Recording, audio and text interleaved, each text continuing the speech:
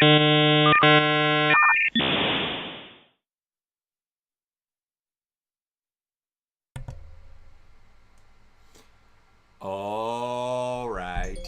then. Let me just, I'm sure you guys want to see my ugly mug again.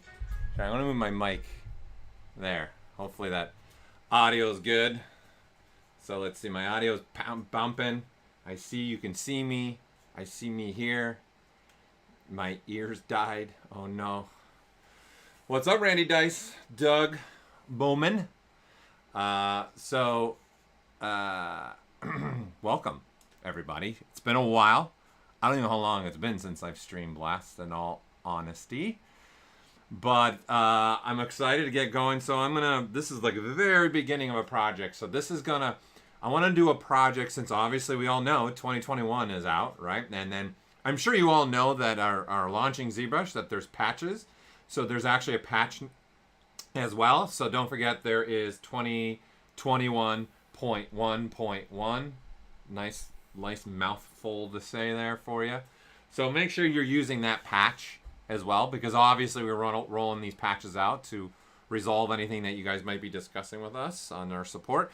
So in essence, I wanted to come up with something new just to have some fun here and make a project kind of like in these streams from beginning to end and using a lot of the new features so we can put all the features in context. Okay? So I want to make sure, hey Spicer, nice to see you in here. Thanks for joining. Thad, doing great. Thanks for coming in. So nice to see you all in here. So this is going to be like a little pilot that I'm going to do. I'm thinking I'm going to go, instead of being human, like mech pilot. So this is very beginning stages. And then I'll be doing like a bomber jacket. So I'll be doing a lot of the dynamics with that. So I'm just visually right now trying to figure everything out. But I want to walk you guys through kind of what I was doing and then how I used the new extruding feature to do the hard surface part in the element, a helmet, and then I want to get into some micropoly stuff. I want to even show you the way I like to make my own micropolys, so that it'll be good to go. The gremlin I haven't gotten printed yet. In all honesty, I haven't had time to even finish sculpting it because obviously we were very busy with 2021. So it's something I'm going to be working on this weekend. I'm hoping to get that gremlin completely done. When I get it done, I'll definitely show you guys, so you guys can see where I went with it. And then we'll go from there. Okay? So anyways, so today we're really going to focus on some of the new ZModeler stuff. And I'm also going to focus on the dynamic stuff as well with the also micropoly. And then the next stream, hopefully I'll have way more of the mech stuff done that I want done. And we'll move on to the bomber jacket with dynamics. With that said, though, I'm here for you. So if you need something or you have a question, I'm here for you. Live from my backyard. Okay? So feel free to fire away any questions when you guys have them. As I'm sure if you guys remember, I'm always looking at the chat. It's up here on my other monitor, so I'll keep an eye on it, and we'll go through this journey together. Okay? The first things first is me designing really quickly, figuring these elements out, and then I want to show you how I started using ZModeler to start refining this helmet part, or i.e. the headpiece of this guy. Okay, so I started with like this, like with nothing, right? So I'm starting with in here in your projects, these head planes. Okay.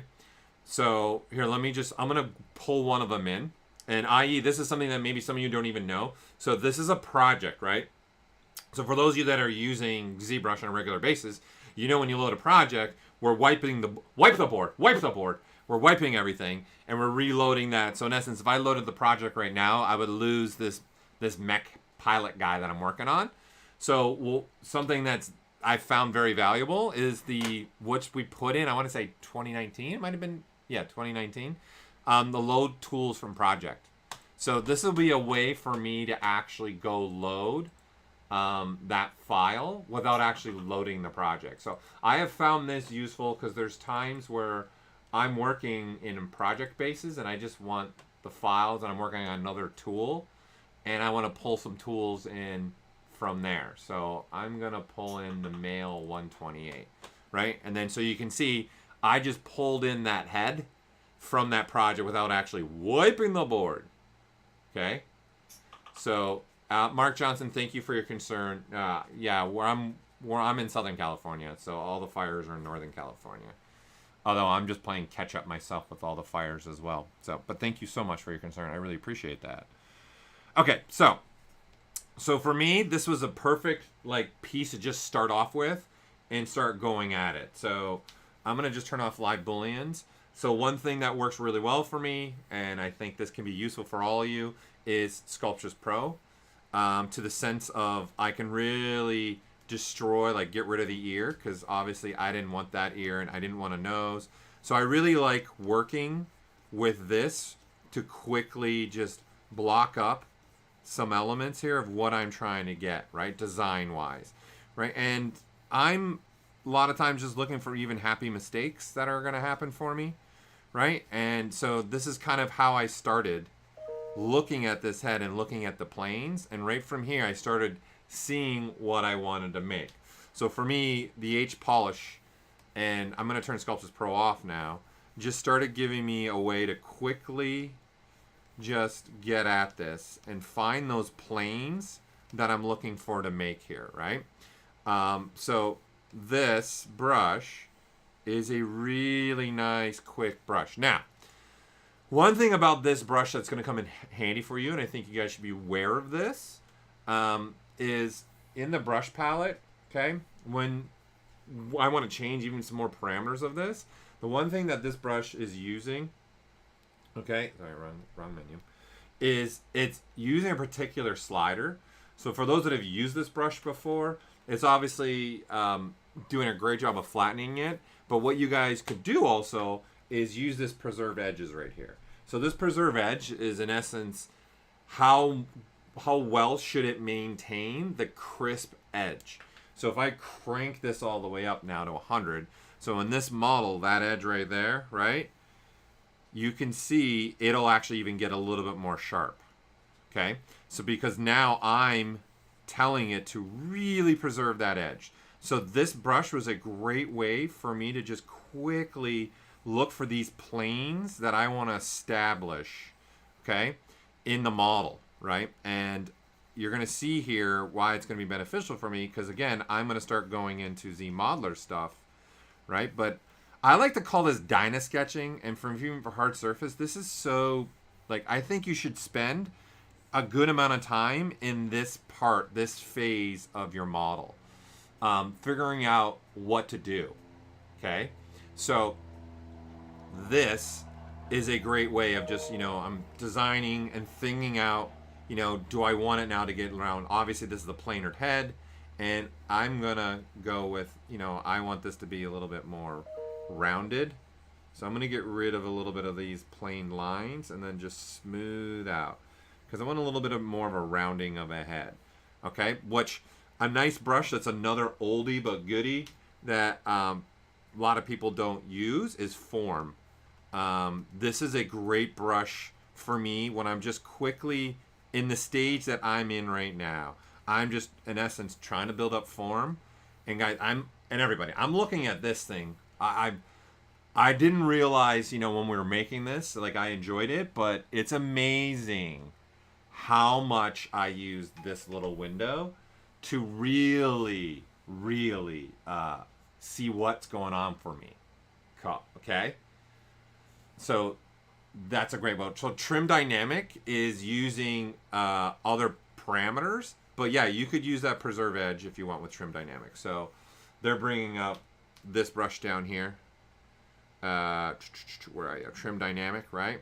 So this is a great brush, right, as well for you trying to refine this. Yeah, this setting is a setting that you can use on any brush, in essence, right? So that's the big thing here you guys got to take away from this, is this is a setting. It's not meant just necessarily only for that brush, but it's good for trim brushes, polish brushes, and the form brushes. As you can see, when I hold the control key, you can see in the bottom there, it's good for these trim brushes too. We added this when we made the trim brushes. So there you go. You want to get a little bit better quality of a trim brush, There you go. You just found a good way to do it now. And that's why we're here together. We are discovering and designing together now, baby. Yeah. Right? So same thing with this form brush. What I like about this form brush, it's adding volume. But if you watch, when I add the volume, see, look, that edge stayed. Right? See that edge right there? I just added some volume right there. And this is a great way for me to add, like maybe I want to put a little dip in volume in there. I don't know, for this particular one, I want to cut into the surface here. Right? But you can see even when I do this, see that edge is being maintained. Even though I'm doing this, that isn't necessarily the preserved edge that's doing that, because you see it's off. That's the brush, this form brush. So, you know, this is a popular brush for me that I use during this stage, and I would like you all to be aware of it, you know, go for it. I also like having the slide brush as well. So it's a great way to move some things around really quickly. And again, I'm just giving you guys the technique that I'm using to start going, okay, I know I'm going to use something like ZModeler here. So I'm just quickly trying to figure out a little design element that I want to do with this guy. So I want this to be wider at the top, right? And then there you go. And then I'll go back to my H polish or my trim if I want to and trim that back down, right? And then there you go, right? It's a great way to start combining these brushes, sculpturally a way to go about this, okay? So Noah, you're gonna post something you've been working on for a week? Awesome, looking forward to it. Put it on ZBC, and if you want, put my little name at Pixopol, P-I-X-O Paul, and then that way I'll get an email. I'd love to check it out.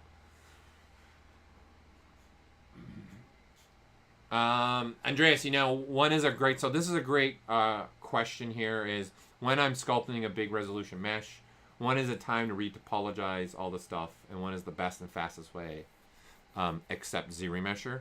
So I'm going to be showing you guys kind of how I retopoed the head, right, today, using the new features.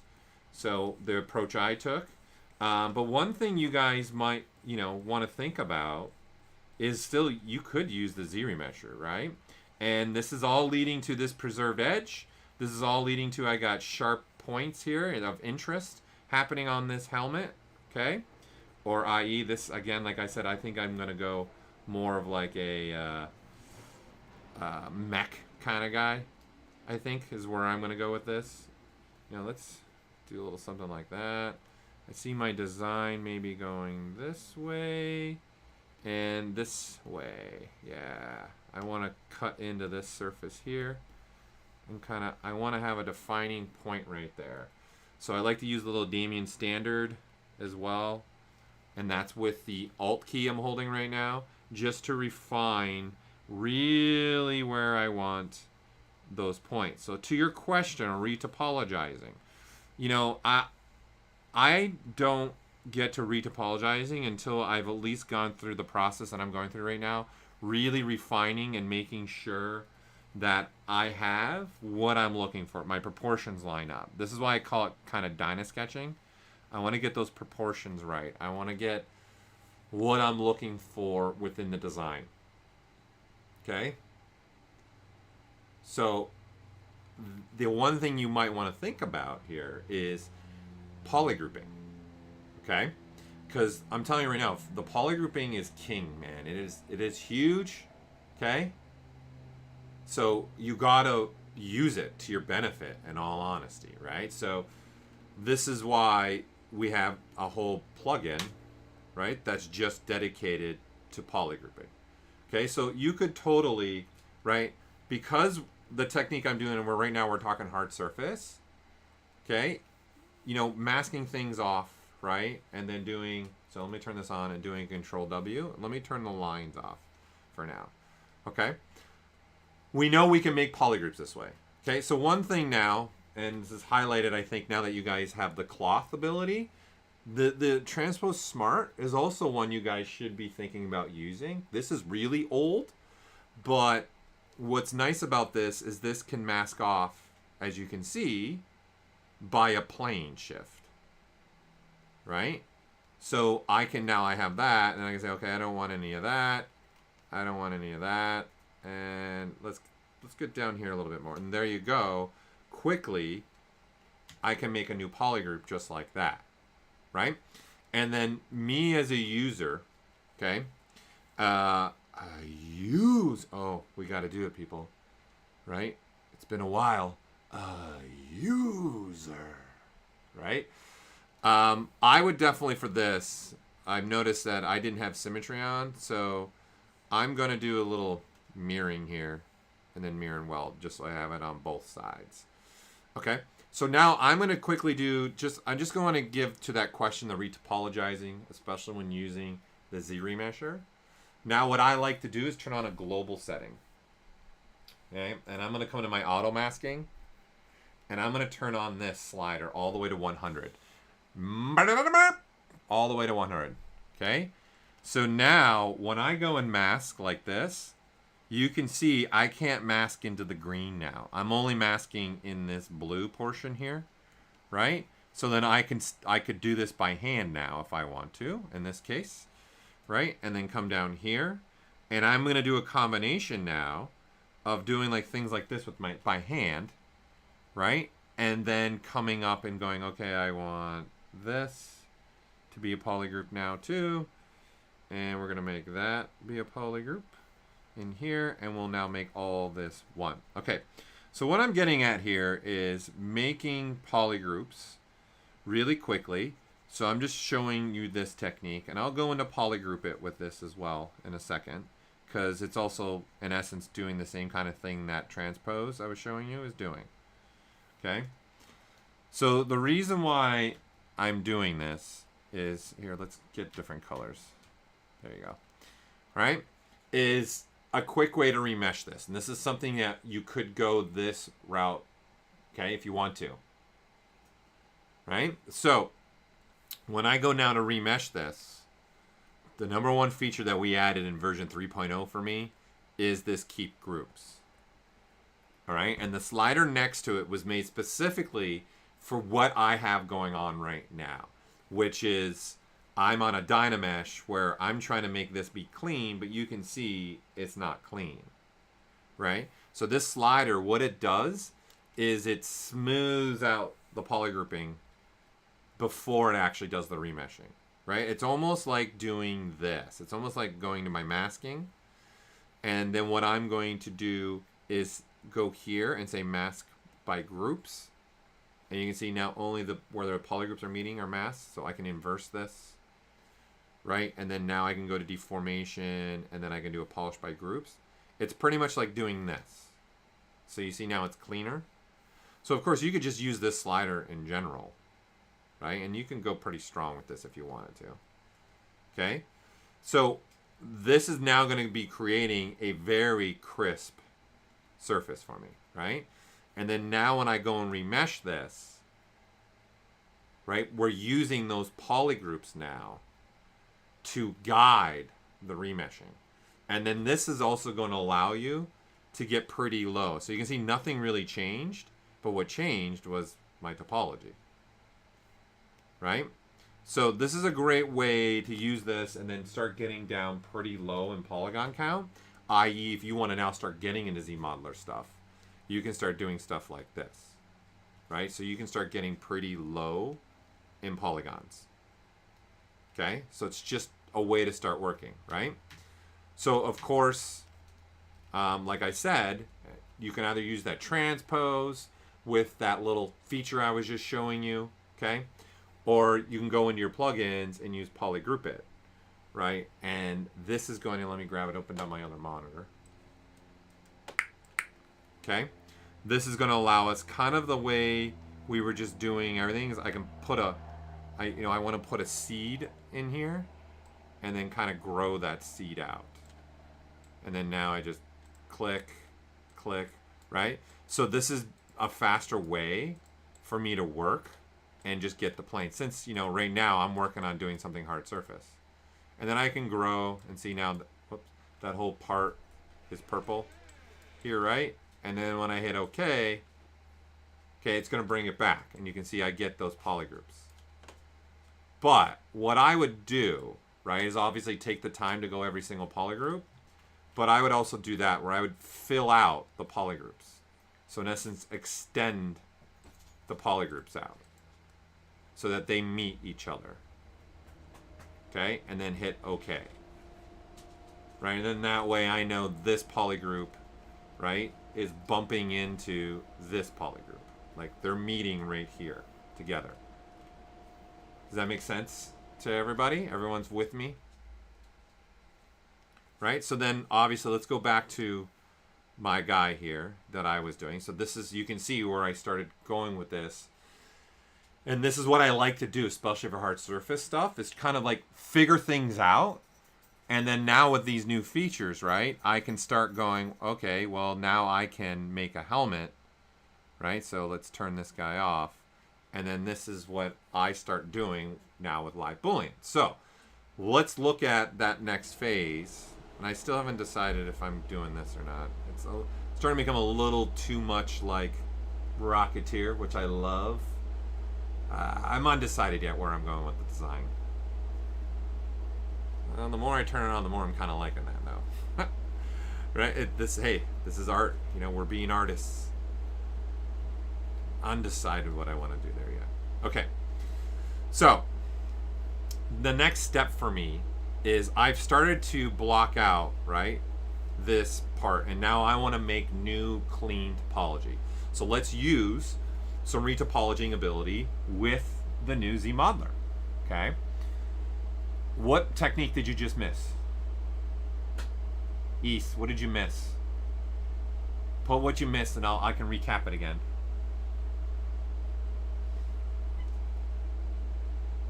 Okay, so this is what I like to do here, all right? So there's many ways you can go about this if you want to, all right? I could just duplicate this if I want to, switch to a gizmo, right? I'm going to center this, right? So in essence here, I've got two versions of this head, okay? I can click on this little gear right here and then get a plane. And then that plane, here I'm going to take perspective off, right? It's sitting, you know, the same spot that the head is. So I'm replacing the head with this new plane, okay? And then I'm going to want to start with something like that. For me, that's what I'm going to want to start with. Right? So what I was using was a plugin here, right here, called PolygroupIt. That's it. That's all I was using.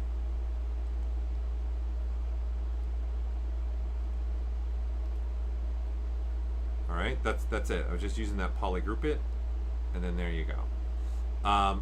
Philippe, the polishing edges was kind of fast for you. So you're talking about how I made this be super clean. So here we can go backwards. Is that what you're referring to? I'm assuming. Let's make that polygroup, okay? So I'm assuming you're referring to here. I was using this deformation, right? And then in here, there's a polish by groups. So because I've taken the time now to make these polygroups, right? So if you look at right through here, it's like Cubert, right? And I'm just polishing. Okay, my door opened up because the dog opened up. See, I just rolled on my dog. Let me close it. Sorry. Okay, so in here, I'm just polishing, okay? If you're referring to the masking, I went into masking, and right here, there's a mask by features. And what I told ZBrush to do is I turned off the creasing and the border, and I told it only mask by polygrouping. So when I click this button, only the areas where there's a different polygroup get a mask. So here I'll inverse it so you can see it better. Right, so you can see that area, right? And then you can grow the mask, right? In this case, I would want to shrink the mask if I want to make it a little bit bigger. Okay? So is that answering your question?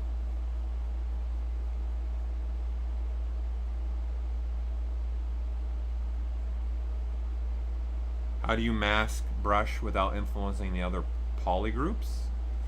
You gotta, then this is a visibility thing. Then you would go visibility like this, and then I would say border and polygroups, and now only those get it. Okay, but honestly, realistically, if you're trying to just do, like if you guys are just trying to do only like this right here, you only want to smooth this line, just use the smoothing brush to do that. Okay, so when you hold the shift key, here's another, okay, this is another, you guys have missed it. This is a Lisa needs braces moment. I'm sorry, but this is a Lisa needs braces, Lisa needs braces, Lisa needs braces, with a little bit, you know, because it's been this long, people. Look up here. Look at me, right? So this is an important thing now that I'm about to show you. So I'm so happy you asked this question.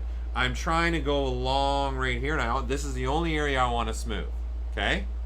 So in the brush palette, okay, down here, there's a smooth brush modifiers. And right here, there's a slider, and you can see there's actually 10 different smoothing. Now there's 13 different smoothing brushes inside of ZBrush. And you can see there's one that says groups border, and there's groups intersection. So I like the new groups intersection, which we only added in 2020. And so now I put it to 9, and now when I hold the shift key, okay, you gotta make sure you're holding the shift key while you do this, put that at 9, and now I can actually do the same thing I was doing globally, but now I control where I want it to smooth. So this is another way for you guys to go. It's like, there's so many ways to do things, in all honesty, right? And we're all artists, and we all do things a little differently in general. Like, it's just, it's gonna happen, right? There's no way for all of us to be exactly the same. So there you go. That's me using the smoothing brush instead, right? So that is a great one. So, of course, this stuff, people, is in the brush palettes. Like, look at all these other brushes you have in Lightbox, right? So there's a folder in here that's more smoothing brushes right here. Okay, so you've got like peaks and valleys is in here as well, but here they're all pre-made for you, so you can just double click these and that'll be a way to go. So even if you don't remember that slider and where it is, okay, you can just use the smoothing brush that we've already made. And if anything, just remember Lightbox has brushes in it. That's it. And go to the folder. Bada, I'm not gonna say, I almost did a bada bing, bada boom. No, not gonna do it, not gonna do it, not gonna do it, okay? So back now to this, right? So again, I duplicated the head, right? And went about that. So another way you guys could do this, I'm a man that likes to show multiple ways to get something, all right? Because I just think there's gonna be scenarios where one way is gonna be better than another one, in all honesty. So I wanna make sure you guys know. So what also was new for 2021, that in this IMM primitives H, the one that ends with the word H, okay, there's a single plane now at the end of it, right? So you guys can just click here and draw out a single plane this way, right? And then this is drawing, the benefit is this is drawing on the surface. So you see it's kind of angled already. So this is the benefit of going this route over the last one I did, where I just did duplicated the head and I replaced it with the gizmo. Okay? Got it? Makes sense? Hold on, I'm gonna take a little swig of water. So it doesn't really matter. There's multiple ways to do this, but those are the two most popular ways that I like to do. Okay, so now in this way, I need to come down here to my split, and I'm just gonna, any one of these will work. I'm just gonna use split the parts. And now I've got this plane, right? And it's ready to go. I'm rocking and rolling. So I'm gonna use this plane to be here in this planing. This plane to be right here in this plane. Right? So what I'm going to do is I'm gonna hold the Alt key, right? Which will move my gizmo. But I'm gonna do one other thing, which for especially how low polygon I am, I use this nonstop all the time. And I'm sure many of you might be aware of this. So when you hold the Alt key and you tap, we're moving the gizmo and looking at the normals, right? And we're moving the gizmo based upon the normals, right? It's so What you also can do is this, and I will use this all the time, because this plane, right, has defining angle to it right now, right? There's an angle there. Look at the camera. Look at me for reals now, right? There's a defining line there, right? So now what I'm going to do is hold Alt. I'm going to tap on that vertex. And you see right now, my finger is still on Alt, and my brush, right, i.e. my icon is still moving around. What I'm going to do is just point it to the next vertex point up here, and look what happens. This aligns perfectly to that plane. And the reason why this is important to me, people, is I want to move this plane up, but not change the line that's happening there, right? And then now I have this plane kind of more in that line that I want, right? And then now I can say, all right, let me move this, and I'll mask that off, and then move that to that way, okay? So I can't tell you how many times I use that. It's very, very popular for me. Like just in this case, right? I can align like this, right? And then now center it, and I know this now. See, it's doing this scaling now. And I know that scaling is perfect, right? And I'm not changing, in essence, the line that I have on that plane. And I can't tell you how many times I use this, man. It's a go-to for me. I don't know what else to say, but welcome. Welcome. Right, so now that I have this, I want to start building now these plane shifts out that I have going on here, right? And I'm not too concerned about that right there, that it's breaking through. Like the head that I'm using that's above it, the subtool's above this one right here, is what I'm using to start now blocking out this head real quick. I'm not worried the fact that this is buckling like this, because I didn't get this perfectly flat. And then this goes to another point, people. I think when you're designing and you're in those beginning stages, don't get so wrapped up in having to make this be super flat. If we're gonna be fixing it anyways, who cares? I have the general understanding of what I want there in this head. It's there, right? Don't engulf yourself and like, oh my god, I gotta get this perfect. Let me get the H polish, and it's gotta be perfectly flat. I know that my next phase in this project is going to be using ZModeler with the extruding, okay? So I know that, so I don't waste my time trying to get this perfectly flat. I know I want a plane that's going that, and I want that kind of silhouette right there. That's all I'm looking for, right? So let's get into it. So let's go back to this. Then I'm gonna say, all right, let's switch to my ZModeler brush. Okay, I'm gonna hover over an edge. We're gonna space bar that up. By default, you guys will have this. Okay, so we're gonna switch now to our new extrude, and now we've got all these new options. Okay, so number one, obviously, because I'm not necessarily retopologizing. I guess I am, but for me, this is more of, okay, I have the design of the helmet piece that I want. I have the general thing what I want. I don't want to add any more. I know I'm going to do more things with live booleans down the road, so I'm good to go now. So in essence, I used this part of this head as my, what's the word I'm looking for, I guess, my reference, more than retopologizing. Like, this is my reference guide for me to go. Okay, so what's the difference in why I choose IMM plane and versus insert normal plane? Well, the IMM plane is a single polygon, which is going to be the best for what we're about to do. Okay, and just inserting a plane, it's just going to insert, and the minute you insert, it's going to be sitting at the center of the world, Randy.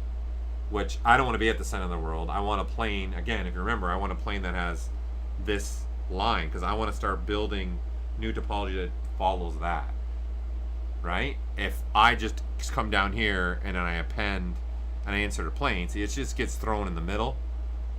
I don't need it. I would, less steps is better. I can work faster. So me, for this particular guy, it made more sense for me to just do what I just showed you. Okay, so now I'm going to turn off live booleans for now. We don't need it. I'm going to say snap to surface. Okay?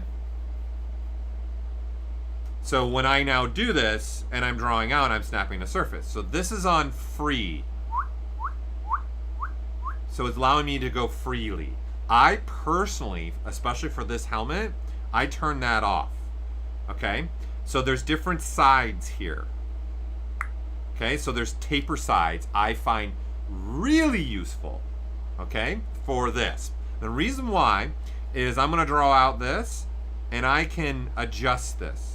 Now, we are building something that's lower polygon, right, than obviously this Nanomesh thing. So we've got the problem is you guys are we're having a hard time seeing where that edge is falling and what's happening, okay? So there's two things we can do. Number one, we can throw transparency on with the ghost off. So I'm just turning on transparency for subtooling and I'm turning off the ghost button. All right, and then now, when I click this, you can see this is why I like the tapering. I'm just moving right and left and I can kind of follow this line that I'm trying to make here. So I find that incredibly useful, right? Super useful. Very, very useful. Useful shot. Okay? Sorry, my throat is getting to me today. I don't have the streaming voice yet. Now, I personally prefer, if I'm going to be doing this technique, I prefer a different way. It's just, this is personal preference, I think. What up, 3D art with Java? So, me, I prefer using the dynamic. And specifically one new feature with the dynamic subdiv. So I'm going to turn this on, which it's going to smooth, right, this face. I'm going to take a swig of water.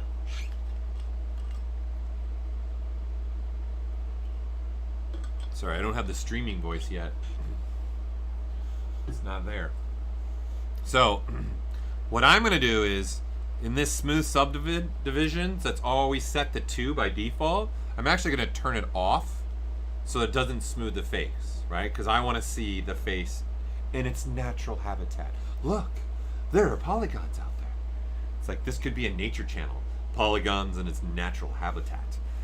Right? And what I'm going to do is the new feature, which is thickness. So I'm going to put some thickness in here, and you can see now, I can see my faces really well. And then now when I extrude, right, it's a lot, and I can make this as thick as I want, right? Even though it's thick, I don't care, because I can turn it off and turn it on, turn it off, turn it on.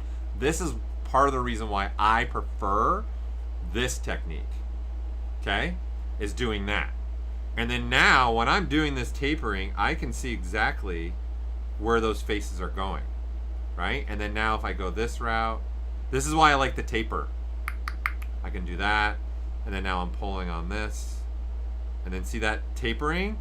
I'm already changing that line right there with the taper. Of course, the free side is still going to now give you the ability to do that. But for that beginning part, it was a no-brainer for me to use that. Now, as I start turning corners here and doing things, right? One thing that I'm also going to set up for myself, and I call this now, for me, the ZModeler retopo settings. Okay, so in essence, I make a whole nother ZModeler, okay, feature. Brush, not feature. I make another brush, and then I save it out and I rename it and call it ZModeler topo. Okay, I like to keep it short so I can visually see it. So number one, I obviously want snap to surface on. Okay, so when I hover over a face, I don't want anything to happen. So I'm going to switch this to do nothing, because I don't want to accidentally do like a Q mesh or do whatever setting I have on here. In essence, I want nothing to happen while I'm doing this technique right now. And then I'm going to hover over a point, okay? And this point by default's on move, but I'm going to change this. There's a snap to surface here as well, okay? So now I've got a brush here that I know no matter when I move this point, I know it's snapping to the surface. Even though it doesn't look it, it's because I have thickness on right now. right? And then now as a person, artist, I can just do this and say, okay, I want to move that there. All right, and then now come across like that, right? And now I'm just moseying on through my process here, right? I can change this at any time I want, and I've got a great working way, and I know this is all snapping to the surface. So that's it. Like, this is such a fast way for me to work, right? And now I saved this brush out, and I've always got it. Okay, like I don't need symmetry here. Oh, yeah. Yeah. Now, before I start diving in here deeper, there's one thing I want to cover with this extruding ability. So let's, because I think this is important, because when we were developing this, for me, there were some particular items that I really found myself using more than another with the extrude. Okay? So I want to make sure you guys are aware of some extra things here. Right, so I'm just going to do it on something simple, just so you guys can visually have an understanding here of what's going on, okay? I mean, you can always edit. Okay, I'm just reading a question. Sorry. Sorry, reading what people are saying right now. Okay? Yes, and everything's welding automatically. Even that point movement will weld, and you can create triangles as well. So, here we go. So I'm gonna go here, I'm gonna turn this off. I'm just gonna have the defaults on now. All right? So I've got edge / edge loop. So you guys might be saying, why is that not just edge? There's a reason why we have that option. So if you look at this, the targeting here, right? There's really 4 ways to mess with this edge, okay? There's either one edge at a time, or there's an edge loop, or a poly loop, and a mesh border. So let's go through these to really understand what the difference are, and I want to show you something specifically, okay? So when I pull on this edge, right, we're just getting one edge, right? So let's just pull on that edge. Great, that's what I get. And then now if I switch to, let's say, edge loop, right, I get all of these edges, right? Because this edge is being clicked on and it's being seen as, okay, that edge, I'll go find a bunch of other edges that are along that edge loop, right? So the difference between edge loop people and poly loop is this. If I switch to poly loop now and do this, you can see it turns the corner. That's the difference. Okay, that edge loop has limitation to how it can see that edge. It's let's see if I can put this in it's following an edge, say around a rounded portion, and then now if it does this, that's not really the same edge loop. That's like a turn of 90 degrees and creating another edge loop. That's a poly looping effect, hence poly looping, right? So this is the difference between these two. Okay, and mesh border is just looking at any border edges. Like if we delete some faces here, right? And now I go mesh border, right? See, it's also doing both. It's doing this, but then it's also doing that hole, right? That's the difference. Okay, now, when we were developing this, as a person that was making stuff, very rarely did I use that mesh border. That was just something, you know, it's there. It's going to be beneficial in certain scenarios for sure. But I personally was constantly doing this, switching from edge to edge loop, poly loop, back and forth between these three, right? And we needed to come up with a way to make it faster. So here you go. Instead of even calling the menu, I'm not even going to call the menu, all right? So right now I got an edge, okay? Now I got edge loop, now I got poly loop. And now I'm back to edge, now I'm back to edge loop, now I'm poly loop. You see this? I can cycle through them.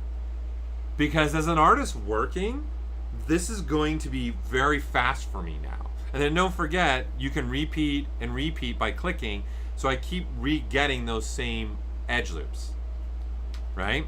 So again, I'm pulling this out, and then I say I stop right there, and then I can click again, click again, click again. And what's happening is, I'm actually pulling up the menu and clicking on it. but I'm not in the sense that I'm using a shortcut. So what I want you guys to watch is up here.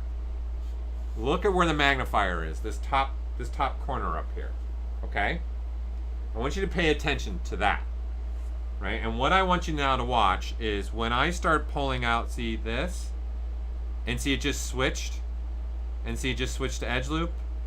And an edge, right? And then now see it says it's switching.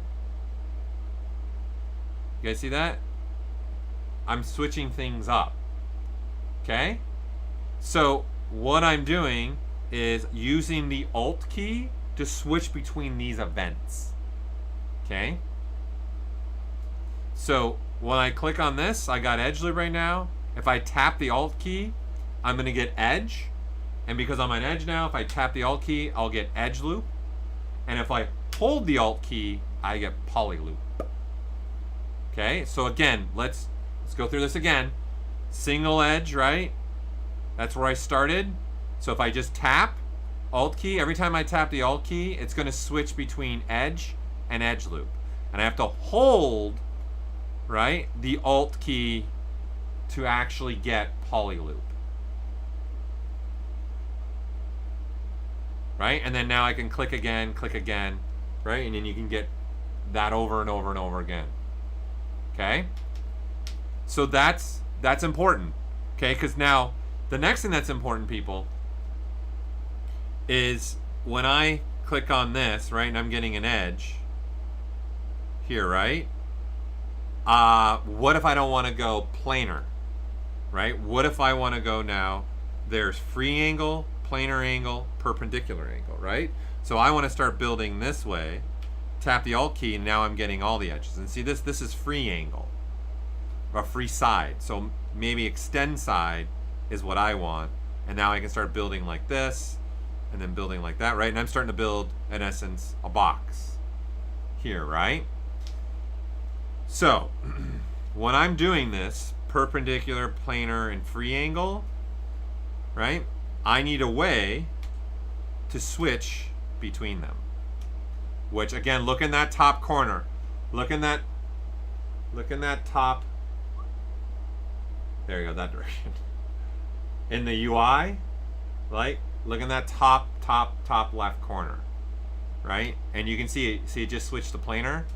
Now it's perpendicular. Now it's free angle. I'm telling you guys, if you guys embrace this, you're going to be able to even work even faster with what we're taking it now in context and using it on a helmet. Okay?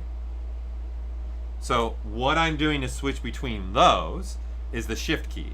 So just tap the shift key, we'll switch between those three. So every time I tap the shift key, it switches to the other one. Right? That's it. That's all I got to do. Right? And then the Alt key is switching us. Right? So do you guys see a workflow happening here now? That I don't even need to switch into the menus at all, really, to use the main parts of what I want to use here. So that's pretty outstanding. Okay, I like that. Now, let's add another element on top of this. Right? So you can set this up as being your defaults if you want to, and it might be beneficial for you in all honesty. All right? So the next row that becomes important to me is this single row, number row, and row size. This becomes important to me. So let's just do a row of 5. And so that's all that's telling ZBrush is when I pull out, I get 1, 2, 3, 4, 5. I've always got 5. No matter what I do, I've got 5 rows. Whee, right? And then there's edge loop, right? See, it got all of these, right? Because right now, I'm sitting on edge loop. Right? So, oh, I changed my mind and I just want to do that. Right? And then now I can tap, tap, tap, tap. Right? And this is all welded. Okay? I'm just going to take the creasings off for now, so it's just distracting. Okay? So, when I am doing this, right, I'm using now the shift key to switch between these. And now also with the number row, instead of just doing this, I can actually adjust my rows also on the fly. So some of you might like this, where you want to have an adjustment. Oh, saving. We're now saving. We're now saving. It's so important to save. Okay? So when I'm doing this, right, I can actually adjust on the fly. So for some of you, because you can go all the way to having 2 edge loops, right? And all the way to 20. So some of you might like this. So you can see my slider sitting at 25. Sorry, 25. Right? So instead of me sitting here and pulling this up and moving the slider, I'm adjusting it on the fly, which of course I'm holding a shortcut to do that. And that shortcut is the control key. So now this is sitting, right, at 2 faces in essence, 2 edge loops, right? Because now it's sitting at number of row is 2. So if you guys are thinking about this, I have the ability, if we come back now to this, right? If I take this edge now, we're sitting at 2. We'll put it back on free. We'll put it back on snap the surface, right? I can now, as a user, because I've got this slider selected, I can come over here and say, all right, let's do that, and then let's add more. And you're gonna notice it's taking on the actual form. So let's do this on something else. Let's do this on the demo face so you guys can see this. Demo face. You know, I'm gonna start calling it demo face instead of demo head just because I wanna be different now. Oops, I don't want a folder. Okay, so again, whatever way you guys wanna go about putting a plane in play here. Putting a plane in play. Oh, what a fantastic bad joke. I love it. Okay. Yeah, this is 100% is recorded and put up on our YouTube for life. So unfortunately, you can watch it for the rest of your lives. And then it'll be on our Twitch channel, but Twitch doesn't hold it forever.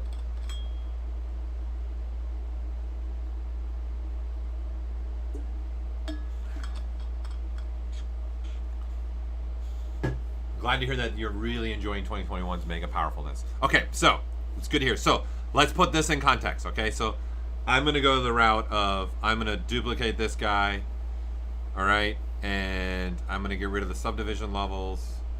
And let's go ahead and make a new plane. All right, so here's a new plane. All right, it's a single plane, perfect, that's what I want. Let's just put this on the head. Right there. Okay, symmetry. Let's just move this point. Let's just, I like this. I'm old school when it comes to this. I like to eyeball it more. Okay. So, what we have here now is when I go to do this, right, you can see it's trying to conform now to the head, right? So let's throw this on and this on again and some thickness. So as I'm drawing this out, right? Oh, I need a couple more spans. I can add more spans how I want them. So again, I'm holding the control key to do this, right? But it's following the shape, right, of this head now, right? See, you can see it's conforming, and now I'm making like some kind of weird helmet for this guy. All right, so this is putting it in context now. Like taking those things I just showed you and putting them in all in context and making it all gel together. Okay? No, I actually don't drink coffee. Never have, never will. Can't actually stand the taste of it. My wife tries to trick me many times to drink some coffee. And the minute I can like, I don't need coffee. Right? I'm just full of life, baby. Okay? So, back to my helmet. Or i.e. I'm making this be a mech guy. Okay? So, for this, I was fine with this, and then just doing one at a time, and then I can move my points, and then just start building this, right, to how I want this to be built. So, man, this is a game changer, I think. These additions, and you guys can chime in here, that we're now adding, and see, I can come here and see that snapped it, and I don't want that. I want to fix this and change the flow of my topology. It's just, this is why I'm making a brush too that I'm calling now ZModeler Topo, because these are the settings that I want to use when I'm building now. Something with this edge extrusion, this is definitely what I want to use. Right? And bada bing, bada boom. Right? Oh, that point didn't get quite what I wanted. No biggie. Just keep moving along here. And I turned symmetry off. What doesn't matter to me because I've got things like mirror and weld. Right? So if we look at this, this is what I'm making. Right? It's now very low polygon and it's good to go. Here's a great example of, now let's turn this, snap the surface, and I'm doing this. Right? So instead of free, right, what do I want? Right? What do I want coming off this? I want perpendicular. Right? So doing the shift key to switch between those. You guys see that? And for me, I probably would do extend sides here if I want something very specific. Right? And you see how the extend sides, there's a tapering. So it's what it's doing here, and this is important for you guys. These edges here and these edges here is what is being looked at. And those edges are slowly tapering inward, right? So when I extend it, we're extending this edge. These are the edges that we're looking at, right? So we're extending those, and you can see it's trying to extend those edges to continue that path, right? If I go parallel, right? Now it's just have the edges be parallel. In essence, this edge and this edge. So when you guys are switching to these side modes, we're actually looking at this edge and this edge, right? So when you're pulling on this edge, we're looking at the perpendicular edges and seeing what state they are in, and then looking at that. So extended is, they were like this, making a V, so it's extending that, right? Parallel is, no, when you extend them, just take where those edges are, and now just make them parallel. Okay, so this is important to understand too, what side you want, right? And I was using the taper, right? And which I can just pretty much do that on the fly if I want to. Okay, so if we go back now to where I am with mine, right? This is where I am. This is pretty much how I got to that state. And now I've just started building up more and adding more edge loops, okay? You can add a ZModeler brush. You can have 50 ZModeler brushes, absolutely. So if you're gonna make a new one like I am right now, in essence, right now we have this brush set to do nothing, okay? And then you guys probably want that, right, again. And then I want move by brush radius and then snap the surface. So then all you gotta do now is go to brush, okay, and then just save as. And then now, hold on, the menu's opening up. All you have to do is put it here. Let me get you to the part.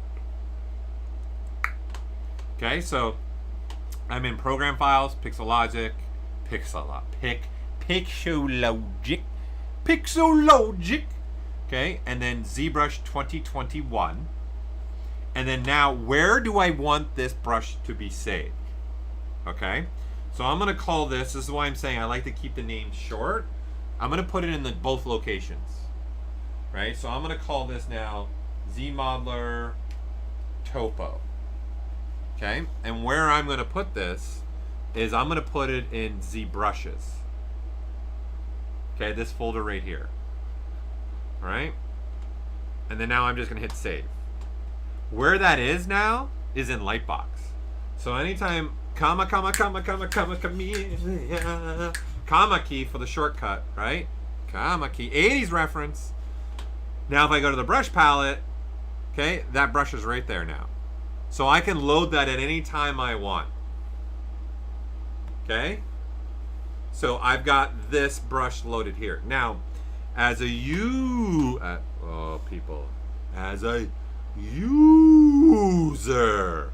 if you want it, not there, in here, that's a different world. these are brushes that are being loaded, okay, as ZBrush launches. Okay, so they're automatically going to be loaded in ZBrush. And you guys can customize this. You can take away brushes if you want. Oh my god, I wish they didn't shelf Tron 3. Skewy. They shelved it. I know there was a petition that went around, but it's Hollywood.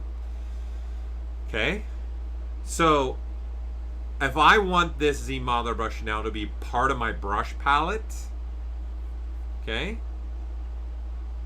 so, oh, is it? It's being made for Disney Plus, really? Oh my god, I'm a watcher, baby. I'm gonna watch it. So where you're gonna save that is here instead. So instead of saving it here in the ZBrushes, I'm gonna go, well, I want this brush to load at startup, okay, and then see startup, brush presets, and then you just go here and put it there, and then now I say save, okay, and then now if I restart ZBrush, it'll now be here and it'll be ZModeler Topo.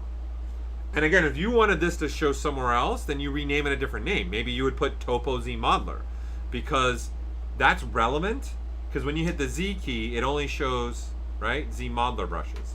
Compared to if I hit the T key, you're seeing, whoops, all the brushes that start with T. So what you name it with is going to be important, okay? Paul, hey Paul, would it be possible to have a macro to save selected brushes to the users? Brushes folder so it shows up in the menu on start. Well, that's what I just showed. You just save it to where it was. I'm not sure if I'm answering the question that you're asking now. Okay, so now moving along here, right? You can see how I started using that new edge extrude to get to this point, and now I've just got creasing going on, and I've added some more edge loops. And then for me, I've got this dynamic set to 4, and I've got my crease level set to 2, right? And then I started blocking out. So now I want to start looking at, here, let's unsolo this. Let's get rid of this. Let's get rid of this. So let's turn this all on now again. We don't need this.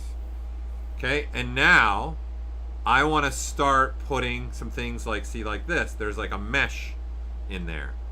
And first of all, let's see how I did that, okay? And then we'll go and make our custom, which is a Micropoly. Okay? So dice case thrown in here. Did you mean by these, did you mean when you go into the brush palette, these quick picks up here? If that's what you mean, that doesn't store. That's by every time ZBrush launches. It's just showing you the brushes I've been using that are my popular brushes, say in this session. That's just a session save. Most people, obviously, they create a custom UI and put their brushes where they want, and a lot of people use 1, 2, 3, 4, 5 to do that. You mean the B key menu? What about the B key menu? Elaborate for me on that. Okay, so this guy, okay, definitely has particular flow happening here in topology. So what I did is reused that. Okay, so this is all I did. I duplicated the head, right, because I've already got it, right, and all that interests me is, you see these faces here? Those are what interest me. And in fact, this is the one that's interesting me the most right here. These, boop. Okay, and let's switch now. Let's actually do a Q mesh. Is this, right? Oh, by the way, everyone knows now, right? When you hold the Alt key, here's something new for you too. This is, everyone look at me. Lisa needs braces. Okay? When you hold the Alt key, you can paint a temporary polygroup. Well, what's also new to 2021 is, I'm sure you guys have ran into this, where you're painting and then you accidentally paint too much. You guys can now actually revert back. So this is new. You weren't able to do this, okay, at all before. So what I mean is I'm holding Alt key and painting. I'm like, oh man, I didn't mean to paint those. I can actually remove them from the temporary painting now. This is big because I use this a lot, and there's times where I have accidentally temporarily painted something, right? So I can, okay, when you're holding the Alt key and painting temporary, you can now retap on the white, and you can actually convert them, right? So again, I'm holding Alt, tapping. We'll do one face at a time. Hold Alt, tap, and now just keep your finger on Alt now, and now just move your hand, and now you're removing what you have there. So this is new. You weren't able to do that because the only thing I want are these two faces right here, right? And you can see it's giving you back the poly group that used to be there, right? So this is big, man. This is, I was not able to do this, and that's a big, like, I think the additions that we've made in here in ZModeler are huge. It's making us jump another level for sure.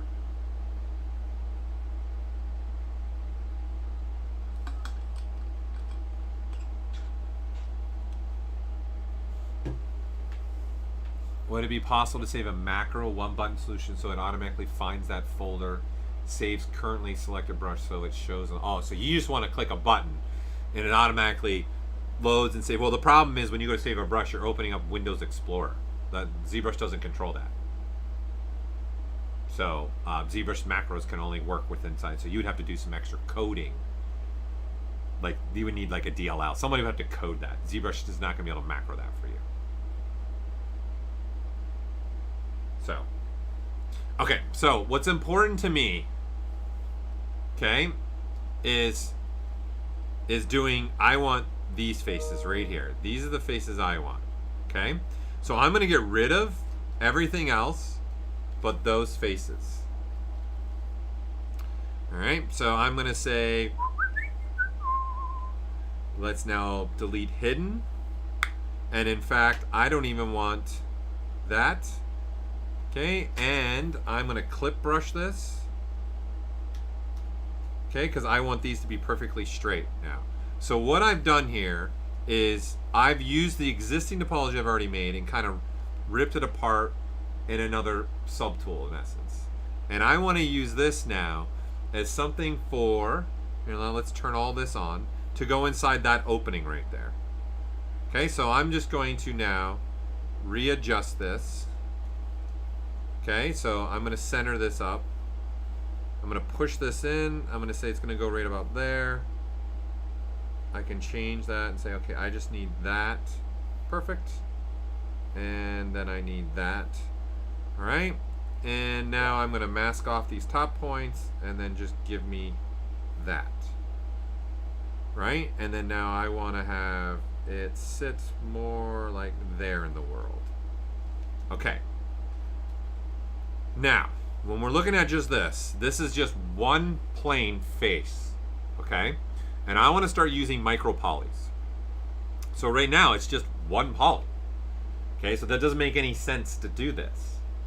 All right, so I'm going to add a bunch of multiple edge loops. Okay? So, but what I'm going to do is I want to keep the polygrouping the same. You don't have to, but I just like showing stuff to you guys. So some of you might not be aware of this, but when you're doing multiple edge loops, right, you're getting row by row by row by row, which could come in handy. But in this case, I want to keep, you know, instead of having this changing polygrouping, right, I'm going to say keep them, right? And then now I'm going to say, you know, let's even do a specific 8 by 8. You know, let's not go 8 now. Let's go there. No. That's good enough, right? And I don't need all this creasing right now, so I'm going to uncrease it. So what I'm doing here is I made from the plain face, right? And now I'm just adding extra edge loops because I know what Micropoly is going to do down the line, okay? I understand that each polygon is going to be replaced now with a mesh. So I'd rather have more polygons than just one polygon, okay? So soloing this out, here, everybody, is what's going to come and benefit for us now, right? If you remember, okay? When we go to extrude, right, I got a snapping surface here, right? So I'm going to snap 1, but instead I'm going to hit the Alt key, right? And you see that this is free. I don't want that. I'm just going to do extend sides and then do that, okay? And you see that it's snapping to everything right now. So what I really don't want to have happening is that snapping. So I'm going to, in fact, just look at this plane and say, okay, I want something like that. Perfect. And then now I want to come here and straight across, right? And now if you remember, let's put this stuff in practice now. You know what I need here now is the rows.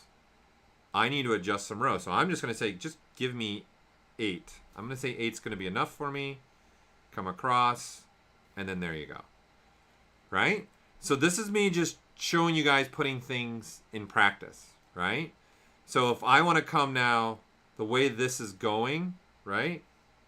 Oops, wrong one. I can switch, right, by the shift key as well. And see, now it's straight across. Right? I switched to planar there because I wasn't on planar, I was on free angle. Right? So when you're doing this, you can hold the shift key and look in the top left, people. Look in the top left. Right? See, it says 0, -5, -10, -15, 25, right? And then positive. You guys see this? So when you're in free angle, by the way, you're also able to do this. So this is, I'm holding the shift key now, and it's snapping by angle. Right? So you guys also have this ability as well. So if I'm on free angle, I actually can, in essence, do perpendicular and planar. That's why it's called free angle. It's got all the angles in it, in essence. Okay? So you guys might be aware of that. You might not be, but there you go. There's another little hidden gem there for you. So enjoy. Okay? Paul, is there a way to snap gizmo to another mesh vertex? I mean, something like Maya, move the mesh and snap. Yeah, well, technically, yes, you could do something like this. Yeah. The gizmo's only by selected subtool by subtool, right? But there is a way. Let's come back to that one, because that's a super, because I haven't used it today. That's tangent. That's tangent worthy, okay? We're going on a tangent here, okay? Is it going to be an inception tangent? I don't know. Okay? So, let me load the demo soldier here. Solo. Okay, so the gizmo is only going to work by subtool base, okay? It's a selected subtool, right? But if, let's say, I wanted to scale this guy up, all right? And I want to scale the shirt, the backpack, and the vest. So in essence, I got the body and 3 other subtools. Okay, but instead of using the gizmo position of on the body, I want to use the gizmo position of, say, maybe the shirt. Right? So I want to scale from that. So I want the gizmo to be centered around the shirt because that's my important subtool. So now all you have to do is have a party. And what I mean by that is invite a bunch of subtools over together. And let's, instead of scaling like that, where it's just the shirt, let's turn this on, which is transpose multiple selecting subtools. Okay? And now what I want to do is I want to now say, okay, I want the shirt, the body, the vest, and the backpack. Okay? But you can see the gizmo is staying where it was at, and it's staying based upon the selected subtool, which is the shirt. But now when I scale or rotate or anything, it's where that gizmo is located based upon another subtool. Right? So this is really beneficial is if you have a distinct subtool with something on it. Let's say, let's put something on it here.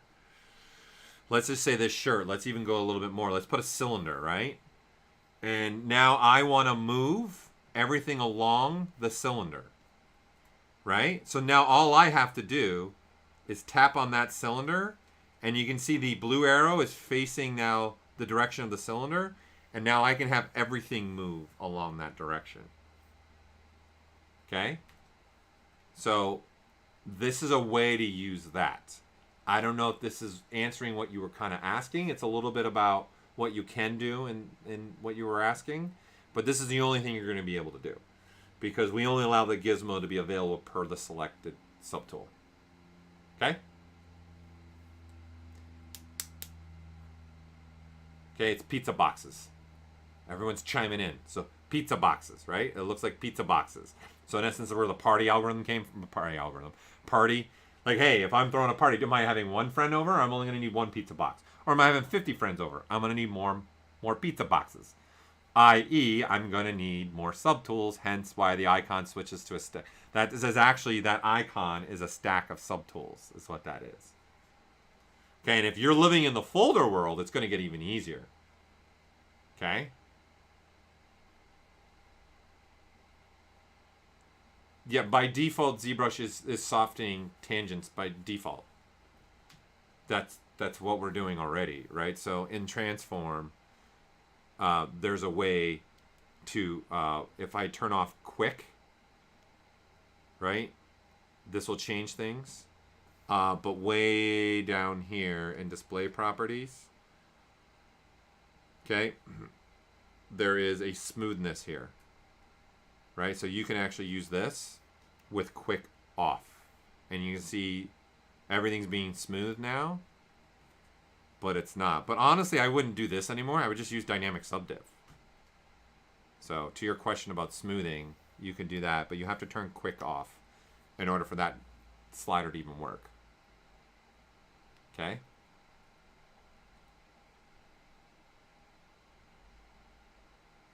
So, back to our micropolys.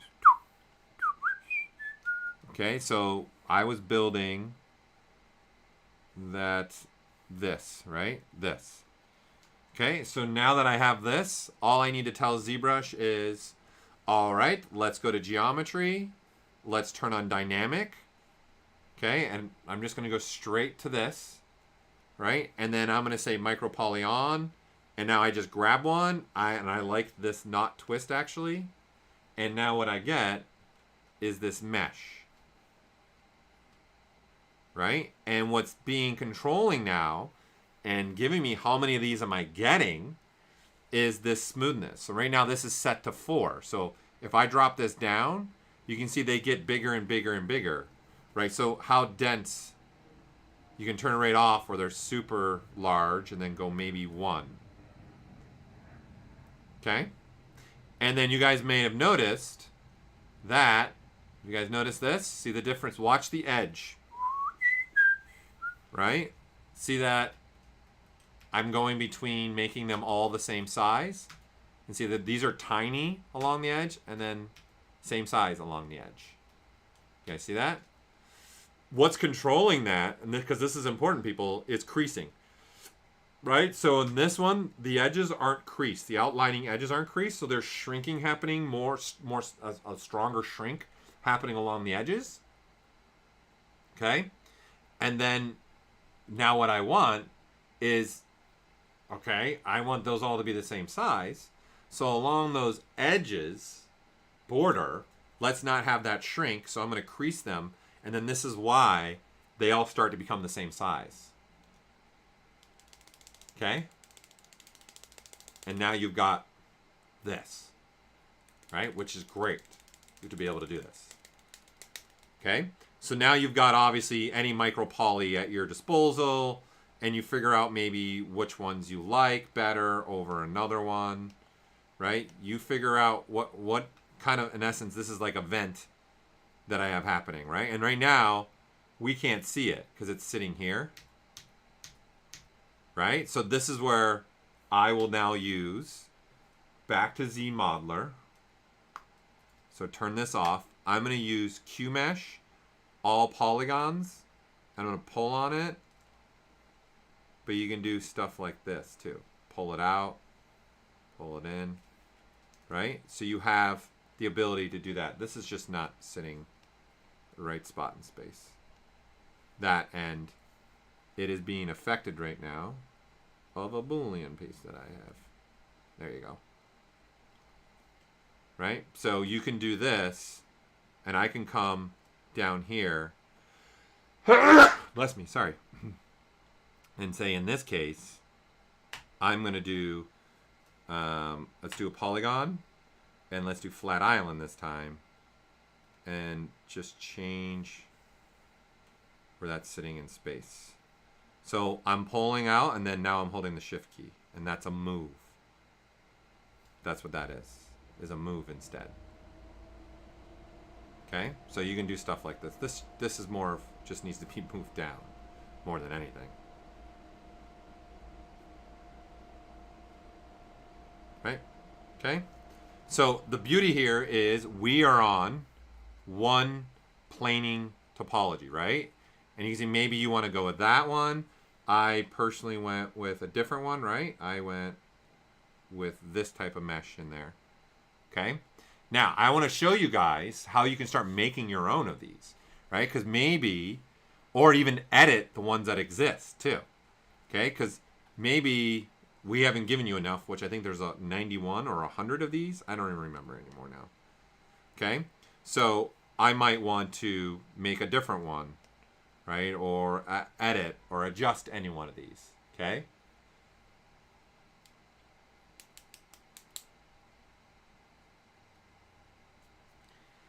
Can you show how that would work in a fan shape? You mean by fan shape? You mean fanning out?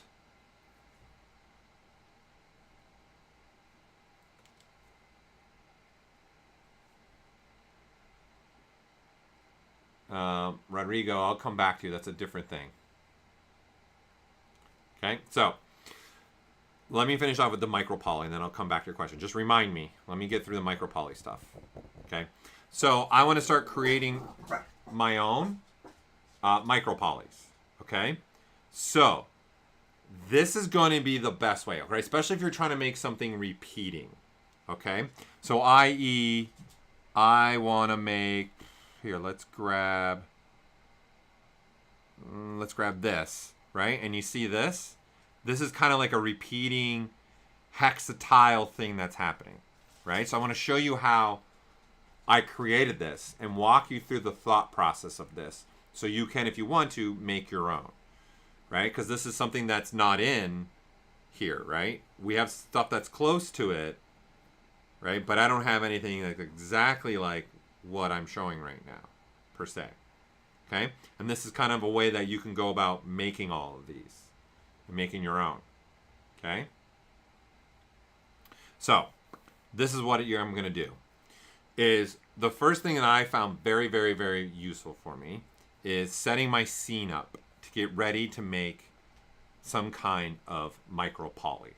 Okay, so the first thing you're going to want to do is you're going to turn the floor grid on. Right, and this is really only just a very visual thing for you. Okay.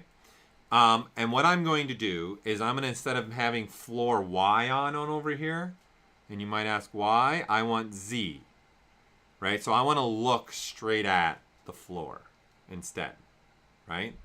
This is what I want to look at, is straight at the floor. So all I'm doing is changing from Y, which is the default, to Z, okay? The next thing I'm going to do is I'm going to come over here to the draw palette. And again, what I'm showing you guys is not like, you don't have to do this. I'm just doing this so you guys, it's more about a teaching moment for me to get your mind set around this, okay? I'm going to change the grid size to 1. And I'm going to drop the tiles all the way to 2. Okay?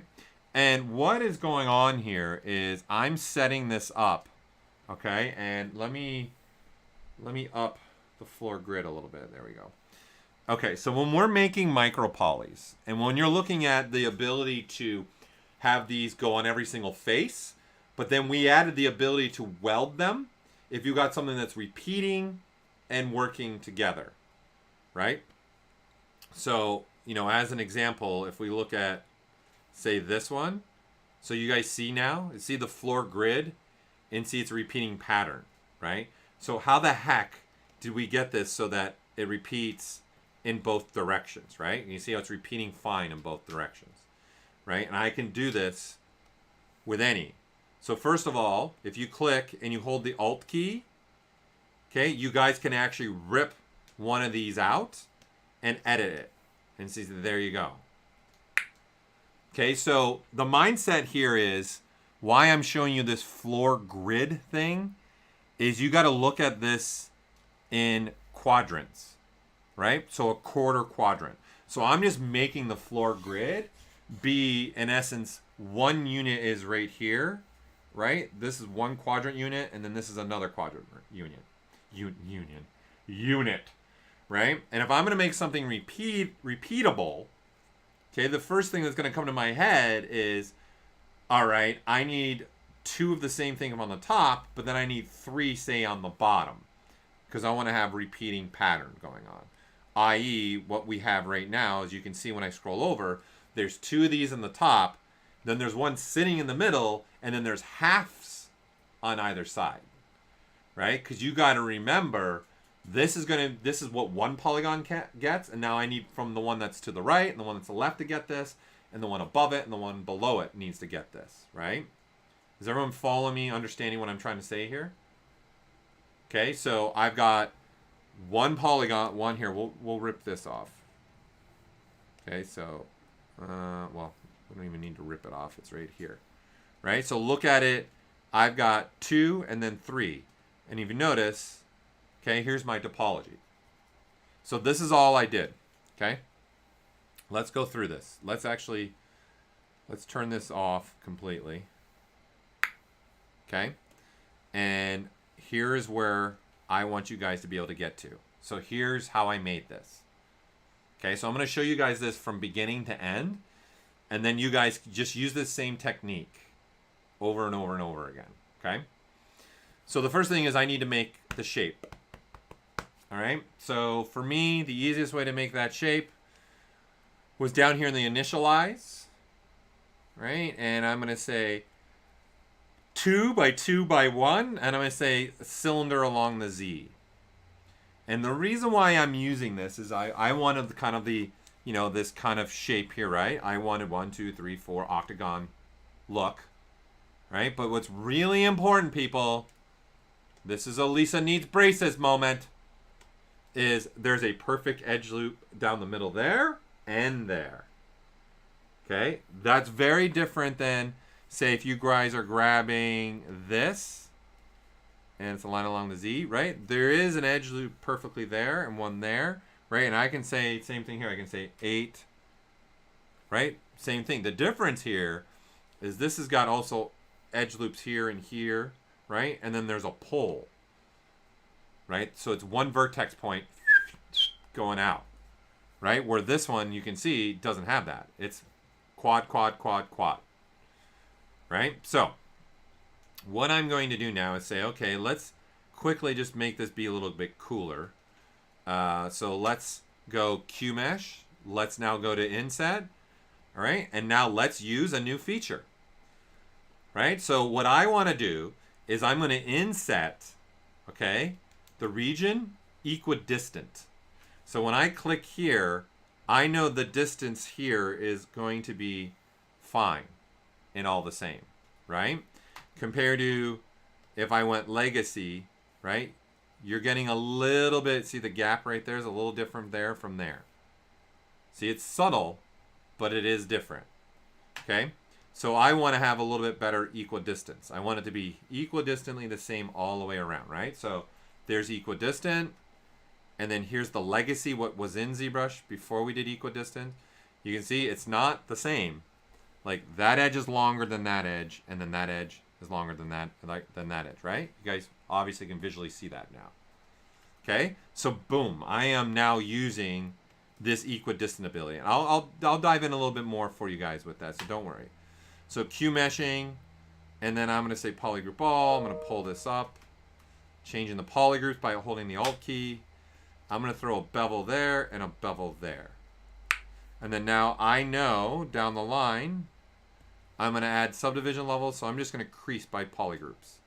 So when I go to smooth this, it doesn't round.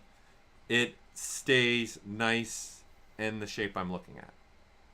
Okay, so now as a user, I've set you up now with this floor grid, right? So then your mind should just go, all right, I'll go here. Okay, and I'll size that up. What am I doing? I'm doing a lot of what? I'm doing a lot of eyeballing right now, right? I'm just eyeballing, trying to position this where it needs to go. Okay, so here you go. Everyone, you know it's coming.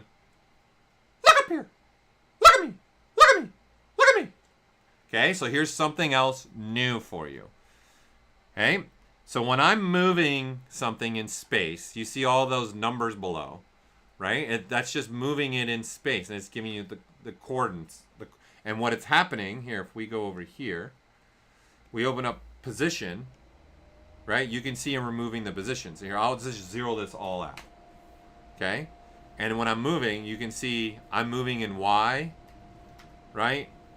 And then in directions. So what I can do now is when I'm moving, I can actually now hold the shift key, and you can see I can move and snap. So I want to say, okay, this needs to go to 0.5, and then it needs to go over here to 0.5, and then now I can scale this up. And that is sitting now perfectly in that top left quadrant of this floor grid. So like this is center of the world. That's sitting where I want it to be sitting. Okay, so now watch this. I can now hold the control key, start moving this, and also hold the shift key and say, okay, this needs to be a complete movement of 1, right? So you have, again, the ability, let's revamp this, okay? Clicking, holding the shift key, 0.5, and then now over here, I want this to go to 0.5 as well, right? And then now I just scale it up to the size that I want, right? And then again, hold the shift key, and I can scale it to a size of 1. So that is now sitting perfectly top left, and it's scaled up 1 perfect unit from what it was before, right? So that's why it's filling those 4 squares perfectly now. And I know that's sitting dead center, right? You can even see in these position sliders, they're both sitting at the negative 0.5, 0.5. Okay? So now you have that. And then now I can now hold control and the shift key, and I'm just going to move this over to 1, right? Hold control and the shift key and move this down 1. And then now just the shift key and move this to negative 0.5. And see now I'm starting to create this. Control key, and this needs to be 1 unit. And then control key, and then now this needs to be 2. Because I'm going across 2 units, right? So there's 1 unit, and then I need to go across another unit, right? So there you go. And then now all I do is delete, whoops, and delete, right? And then there you go. This is tileable, right? And any direction I go now, vertically and horizontal, this is tileable. And now I just modify and delete hidden. Okay, now, with this all said, I found a better way for me, because when you start, this is a pretty something simple to do. It's just an octagon, but when you look at all the other stuff we did with the waving and the patterns, like that gets a little more complicated, and I'm not gonna lie, your head's gonna hurt, okay? So this is what I found very useful to do, okay? Number 1 is you guys wanna set up your topology. You know you're gonna have to, if you're doing this, there's a point where you're gonna, if you're making something that's tileable, you're gonna have to cut it at some point, right? Because you can't, for it to be repeatable, you got to have a half of something on either side so that when it gets copied, it's repeatable, right? Like i.e. this, right? You can see there's a pattern here, right? So the piece that was made was this.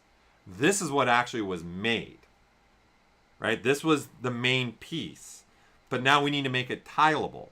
So in essence, to make it tileable, you need to be able to duplicate this, right? Going up, right here. Whoops. You need to, hold on, sorry, I masked off though. Didn't get the whole thing. You need to get this, right? Up here, right? But this, you don't need this. You only need what's in the grid here. That's why I showed you guys this grid. So you can see, looking at this, you can see this, when you're looking vertical, this is one half, and then the other half is over here and flipped. Okay, oop, we're saving. We're saving here. We're saving here. Okay, so like I said, this could get a little, oh my God, my head hurts right now. I don't know what to do. Okay, so for me, for a lot of these repeatable pattern stuff, this is personally what I found very, very, very useful for me. Because I'm not going to lie, my head hurt. And I know, Daisuke, you're in here right now. And I know your head hurt too. So this is what I made. I made a file for me that's already set up to be tileable. So, and you see they're just single planes. And there's one polygroup on the top and one polygroup on the bottom. And that's on purpose. Okay, so they're not all the same polygroup. So what I'm going to do is kind of combine two elements here, features, so I can create a tileable micropoly, which of course you can use this for a lot of things. And this is also taking a little bit of the plugin that our main man Joseph Druss made, which is called Nano Tile. I'm just taking all this same ideas. So guys, really, this is like layering. It's a cake, baby. ZBrush is like yum, yum, yum, yum, yum, yum, yum, right? So I made a surface like this. This is what I want, okay? And I'm just going to do this. Brush, create an insert mesh brush, and I'm going to say new. So now I'm drawing these out. Okay? But what I want to do is I want to convert this actually to a Nanomesh brush. So I'm going to hit the B key again and create Nanomesh. So the difference between the two is insert mesh brush is just you're drawing on the vertex and it's just drawing out. The Nano is polygon based and it's an instance based system. So when I go to this tile now, I'm going to say, okay, I don't want to draw one. I want to insert a nano, but based upon my polygrouping. Okay? And so now I'm just going to draw out one, and you can see instant, I get 3, because each one of those faces are 3. And then now, in my nano,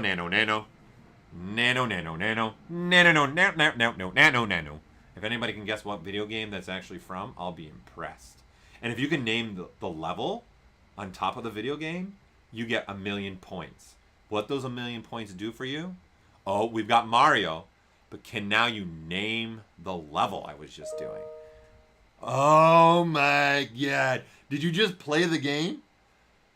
How do you even know that? Yeah. Yes, it's World 1 Level 2. Love it. Okay. So, the benefit to this for me now is I've got the ability now to size up whatever size I want. So I'm going to set these to the size of 1. And you can see they're really big. But then I'm going to say fit. And now you can see they're fitting perfectly to those polygon faces. And you can see I have rotation abilities if I want them. Right? So I can put this at 180 if I want to. Right? I can put this at 45 if I want to. I can put this at whatever angle I want. Okay? So I want that. That's definitely the angle that I want to have right now. So I'm going to just keep my rotations at 0. Okay? Now I'm going to do this. Copy. I'm going to copy the nano. Redraw out these. Paste. There you go. So I got the same thing even faster without having to do the duplicating thing. Right? And I can keep reusing this nano thing over and over and over and over again. So in essence, I have this saved out, and you can see I've named it Tile Mesh. So this is my mesh to create tileable micropolys. So whenever I was doing these micropolys when we were making them, I would start with this. This would be my base mesh to start with, okay, if you want to take it in that context. Right? So it became very useful for me. And now all I got to do, is say down here in my inventory, right? I can say 1 to mesh once, 1 to mesh twice, and it converts them all. And now I don't need this anymore. So I hide those. And then I go ahead and say, I like it. Okay? And delete it. Now, what's great about this is if I now involve nanotile, right? And I'm involving nanomesh, what we've also done right, for this version is when we go to edit mesh, I can actually see the mesh again. And I go, you know what, let's make this be a little different. And I don't know visually what this is going to look like. Okay, so I'm going to turn off show placement so I can just see what the tiling is going to look like. I go, let's make something a little different now. Okay, so let's go maybe, let's do that inset again and flat island it. And let's go ahead now Q mesh that. And what if I did that? Or what if I did, okay, I like this better or this better. So this is now opening up my ability. So this is kind of why I also liked this technique. I've opened myself up to do some experimenting if I want to. Okay, so to me, this is gold. Because I can just start making a completely different look mesh and seeing it working on the fly for myself. I don't know what else to say except amazing for myself. Maybe add a little bit of a ridge and then poly loop it up. Maybe do something like that. I don't like it. I don't like it. I don't like it. I don't like it. Right? Guys, we can even come to this point where I could even throw now, if I want to. I can say, let's insert, you know, something else on this. Like I can grab this, right, and insert it, and then they all get it, right? And this is really helping me visualize what I'm doing, right? So this is kind of why I also, for me, made this system for myself. This is just me taking, like, this is not something that you have to do this. This is me just taking advantages of the things that we have and using the new features to draw out a path for myself. Okay, so and again, if I want the meshes, right, I showed placement is just showing the planes, okay? And then now I can say one to mesh, and then there you go, bada bing. And then now I know I don't need this, I don't need this, okay? Now I'm going back up here, delete hidden, right? And now I've got this one. So that cube mesh that I had, where are you? There you are. Okay, so this thing, right? If I want to add this to it, okay, so I'm coming in here to dynamic subdiv, turning on Micropoly, right? And I can grab whatever I want here, and then this is what I get. Very cool.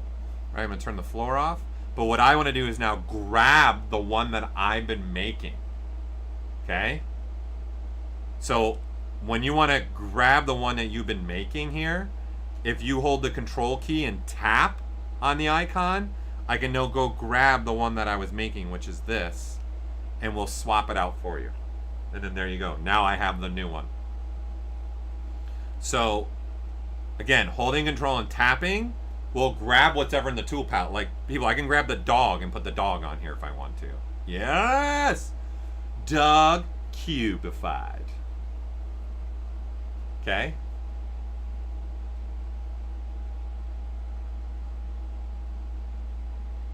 Yeah, 3D art, you can't do that, what you're asking. Well, you could do that, just make it an insert mesh brush, and technically it's doing that. It's snapping it to a point, technically.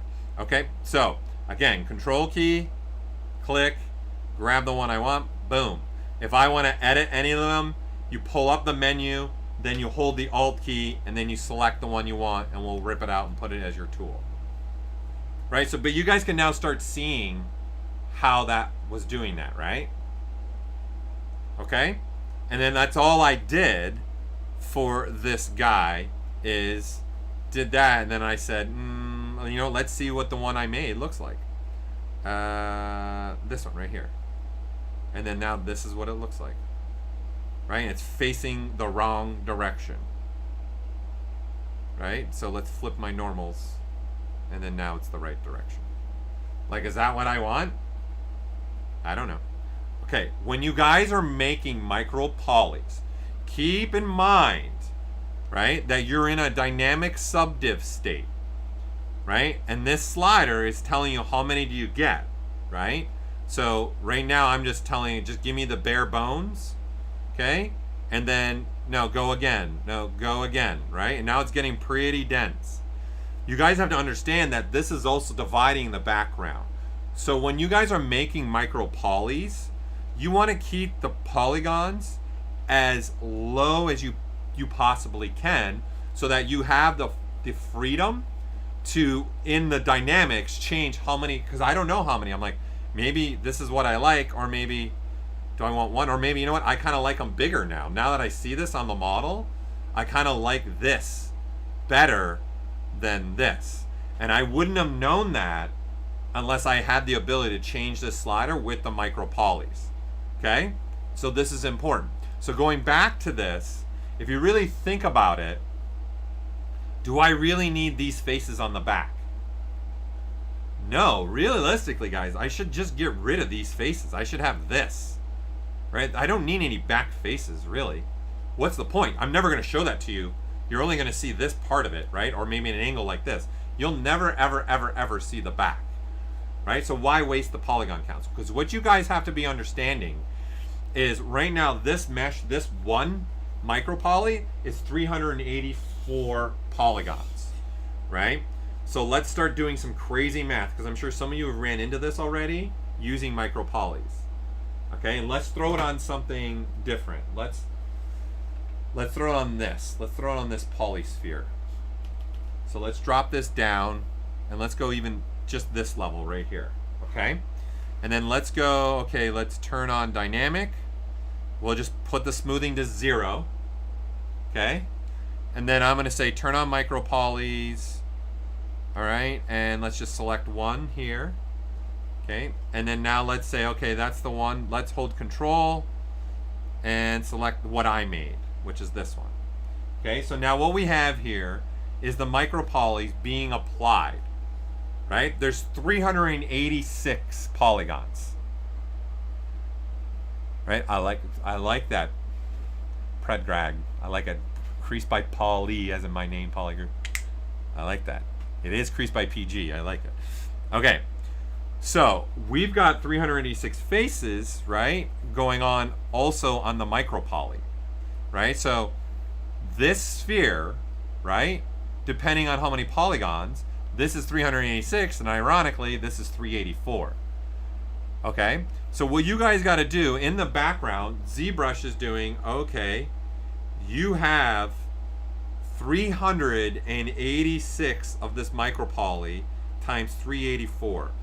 So the first version of this sphere micropoly is already 148,000 polygons.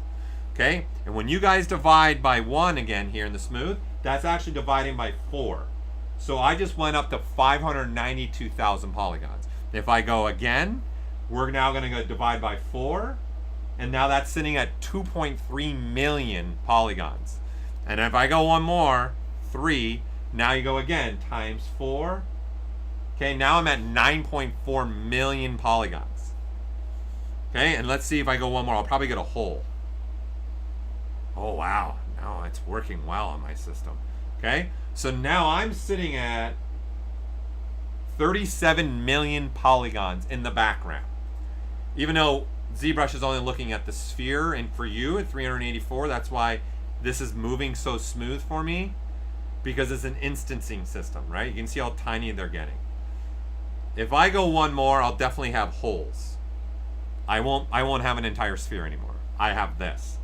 Okay, so if any of you encountered this, this is why you're encountering it. There's a relationship between your micropoly and the surface that you're, I gotta take my pen back, and the surface you're drawing on, right? What is the polygon on the surface, and what's the polygon count on the micropoly?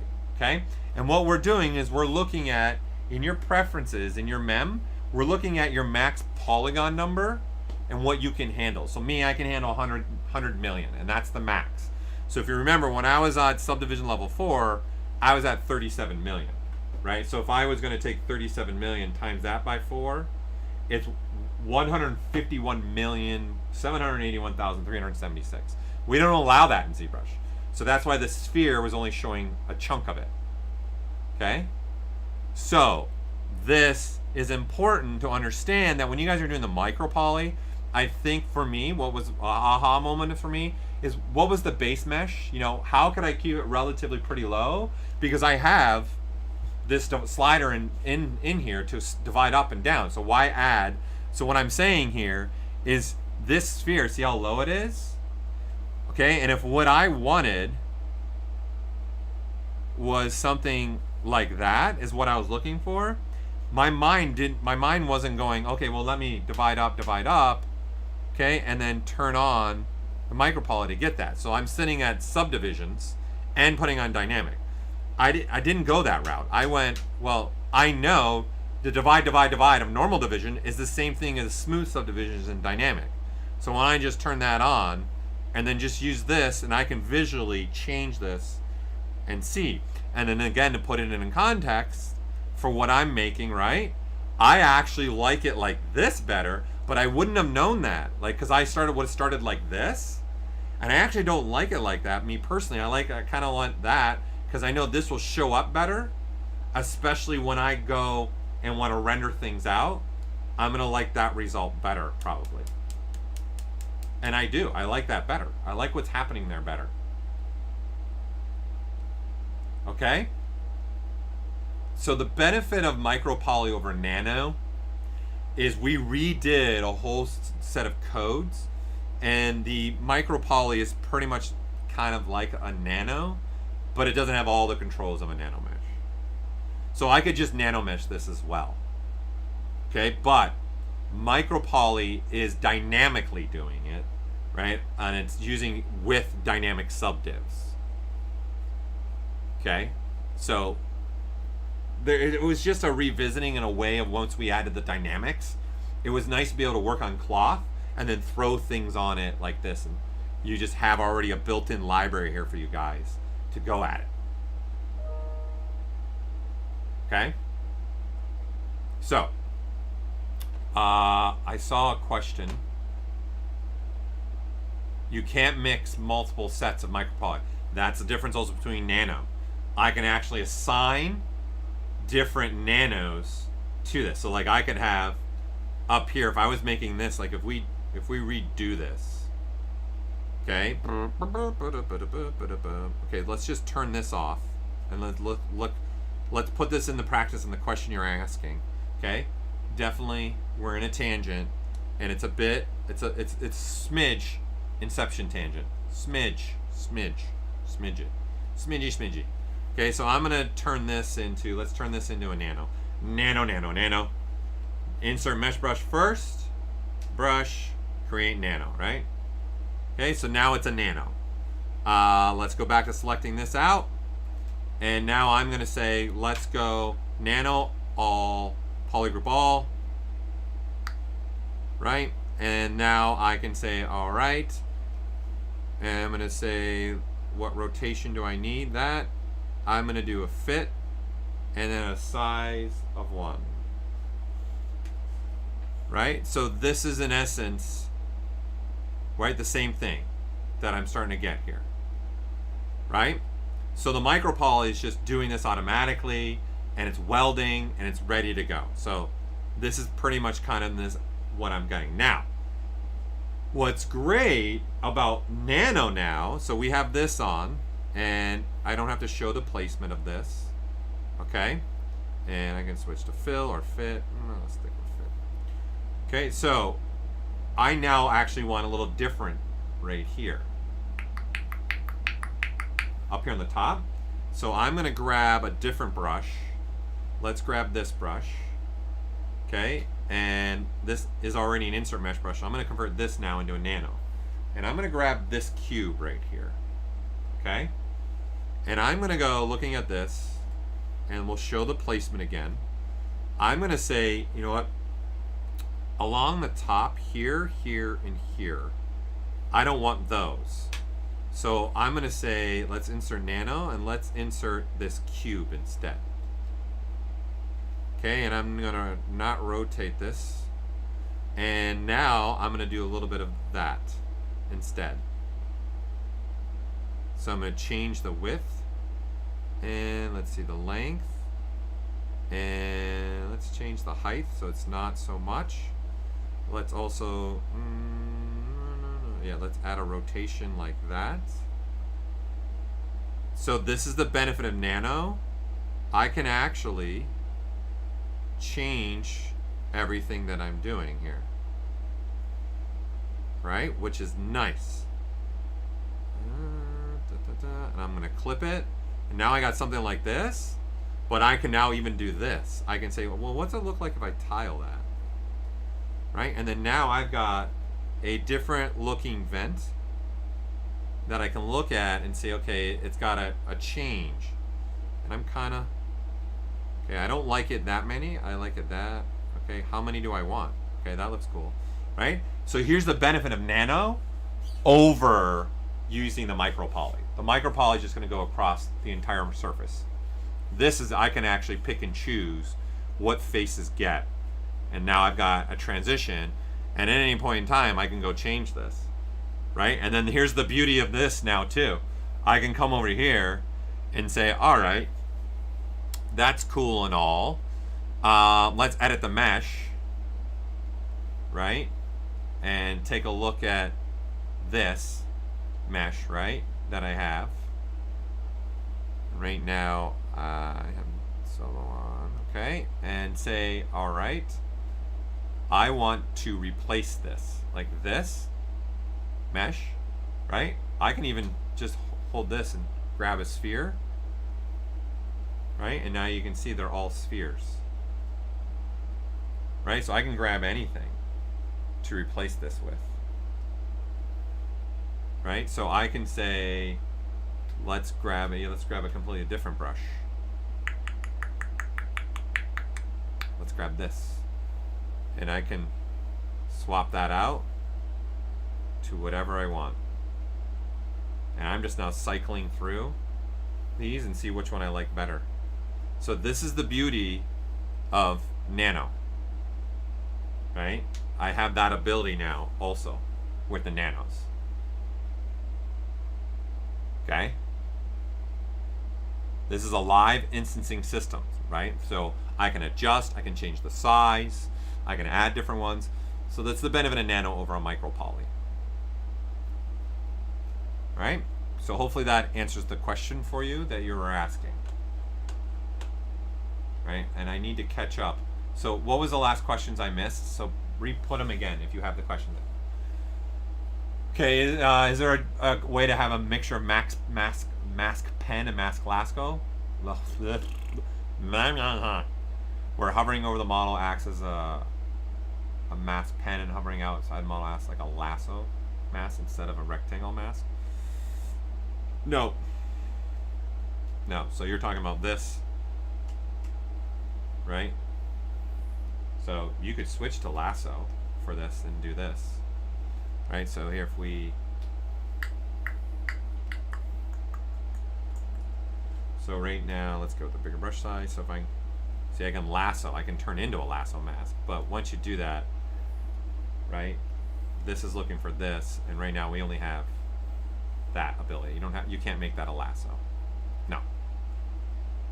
But you can obviously turn into a lasso mask brush. Okay?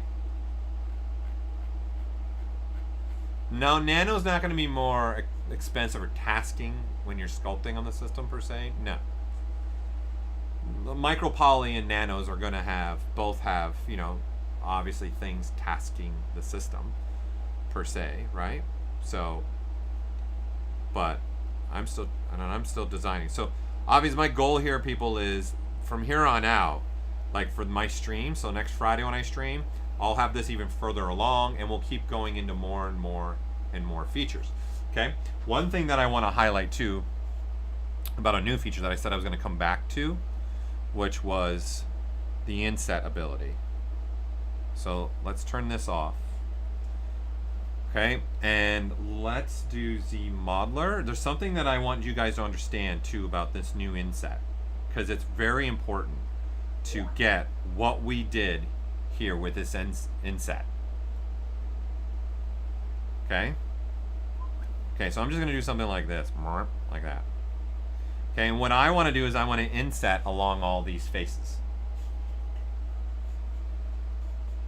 Bird feathers? Oh man, there's so many ways to do that. Nano is a good way, but you can also just use fiber mesh with Nano. There's so many ways to do that. Hold on. Let me get to this. So I'm holding spacebar, inset. Okay, I'm just gonna keep it on single polygon because right now I have a temporary polygroup, and this is the default. So we have equidistant, inset region, right? So when you click this, right, you'll see that this inset is going to create some new edges. Okay? So those are being controlled by this equidistant snapping here. Okay? So when you have this mode on, this button's using or this slider's being used. So if you guys have ever, let me see if I can make it happen. I'm getting too good. I don't think I'm going to be able to make it happen. Okay, I'll have to see if I can find another way. But, so equidistant, all right, is using this as well. Now, if I switch to legacy, right, it still does a really good job in this sense because the polygons are all good size. Okay? If you guys switch to standard, you can see now the difference. This is more like what you maybe would get in other applications. So you can see the form is changing, the silhouette. So you see there's an indentation now in the sphere, right? So when you look at this, that's now not perfectly, it's got a little indentation there and a little indent there, right? And if you look at the edges being created, they're moving, right? See that? See that these are, it's almost creating like a circular portion there. If you go to the equidistant, see that's not happening, and the silhouette is not changing at all. So our equidistant, this mode of equidistant specifically is doing something very different than just maybe the standard insets that you might be used to. It's maintaining silhouette, it's creating and slicing topology to also create the insets. Okay? And if you guys have ever had topology where it's kind of creating a little bit of a mess for you, that's what this snapping here and this slider is. I wish I had, here, I got an idea. Here, let's use the dog. I could probably make it happen on the dog.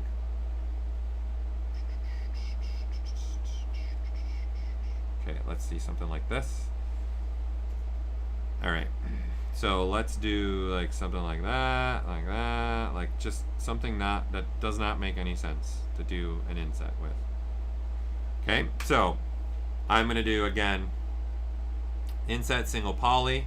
We'll put it at the default, and I'm doing this, right? So you can see it right there. Okay, so see right here, see it's making a triangle. See that? Because the only way to keep this equidistant, this edge, this new edge is being created equidistant to this, is this face has to be split into two. It's not possible, right? Because this dog also has curvature to it as well. So there's a convex, right, or concave, sorry, concave and a convex, right? It's going concave and then up to convex. There's movement now happening in the topology, right? So to keep a new edge here equidistant in there, we got to create new topology. See, if I keep going, some of them will disappear. You look over here, if I keep going, it eventually could disappear, right? See there, it disappeared. So if I want to now go, okay, I'm trying to go this and I don't like this, that's what this slider is. So you can click to the slider and you control the snapping that we're going to try and do. So you can try and go all the way up, and then there you go. See, I just repaired that. See, that triangle's gone and that triangle's gone. Okay, see that? So this is with the snapping turned up now for me, and then this is just the default. Right, so see there's a triangle there and a triangle there. And then there's a triangle up there as well happening. So let me switch to the slider and turn it up. And see now there's no triangle up here anymore. There's no triangle there. There's no triangle there. We're still getting a triangle there. There's just nothing I can do about that except for coming into here now and then just saying stitch it, right? And then say endpoint, and I can say stitch to there, and then there you go, problem solved. Right, and I can even now convert this back into a quad if I wanted to, right? Right, so I probably want to go from this point to this point because that's the equidistant I want. That's what I would prefer. And then now you can delete this, delete this, delete this, and now just either bridge or even use the extrude now, whatever your fancy is. Okay, and if I was to go backwards now and do that with the standard, or I mean the legacy, right, this is what we get. We get clean topology with no triangles, but it's not perfectly equidistant. And then the standard is going to give us equidistant, but you can see that right there, this edge. See how they're moving, and then see in here, see how this is moving, right? So in essence, it's breaking the plane. See, there's a dip happening there, there, and there now, right? That's the difference between looking at equidistant compared to the standard, right? See, there's no dip there now. There's no change in the topology. Does everyone understand that? If I lost anybody there? Okay? So that's what this slider's for. So there's what that slider is for you guys. Okay, and that's the 3 different types of insets, because it's important, okay, to have on it.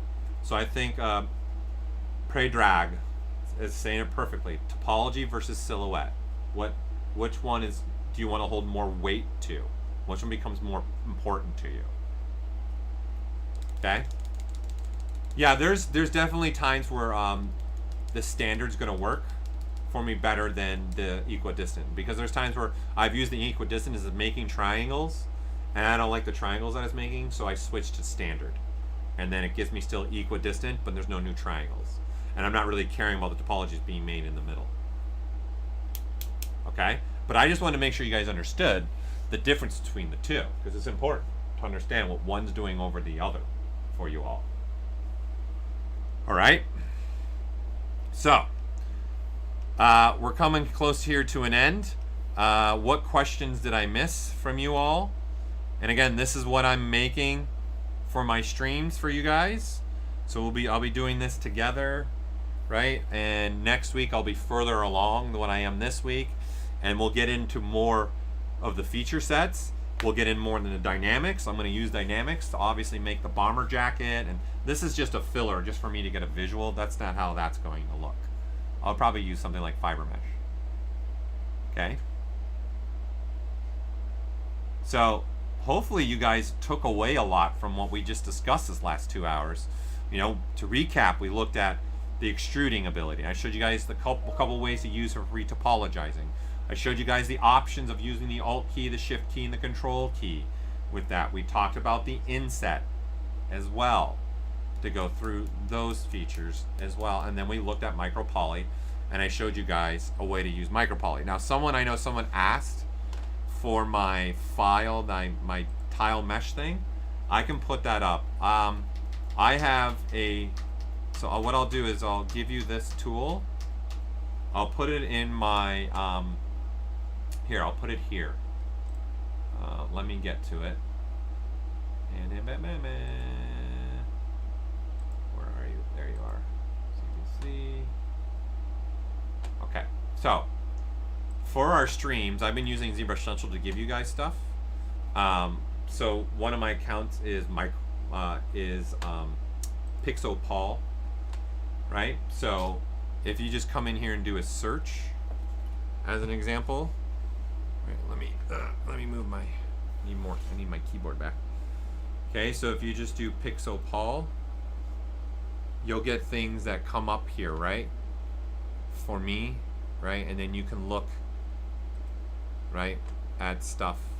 So this is a gremlin that somebody was working on that Pixopol'd me. Okay, so when you guys are working on it, we can look at things this way, right? And then you can come to me if you want to. This is my little account, right? And then you can go to my gallery if you want in here. And then this was from one of my streams. So if you go to this gremlin stream, this is what I've been using to kind of put things up for you guys, right, within this. So I'll put this up. If you want, I can put this what you guys are asking for in this one if you want to. Okay, if you just search for me, you'll find it. So I can upload this here if you want, for you guys. In fact, let's use the new ability. Let's save this as a tool PNG. Yeah, we'll use a GIF. Hold on, sorry. Where's this going? Okay, I don't want it to go. I don't want it to go there. So let's just use the new GIF feature, which will give you the mesh as well. So hold on. I'm gonna put it in, save it right out of my downloads. Okay, and let's go ahead and now post this. My tile, whoops. My tile mesh for Micropoly. Okay, and let me now get this open, and now we have the ability. I can just click and drag and put this GIF in, and now this is a GIF, and then you can see it and reply, and then there you go. Okay, so this is new to 2021. This is a great way showing this off. So there you go. Hold on, let me put it in now for you all. So there you go. There's the link to it. So you guys have it. Okay.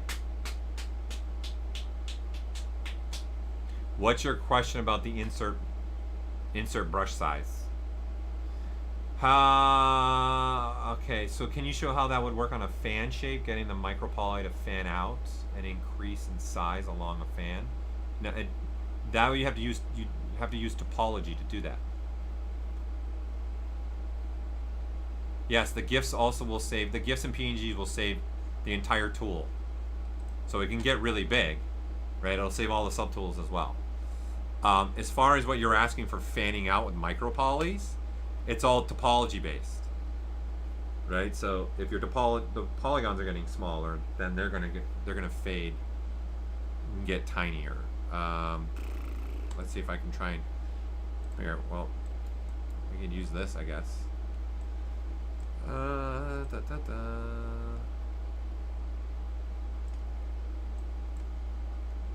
right, make that a poly.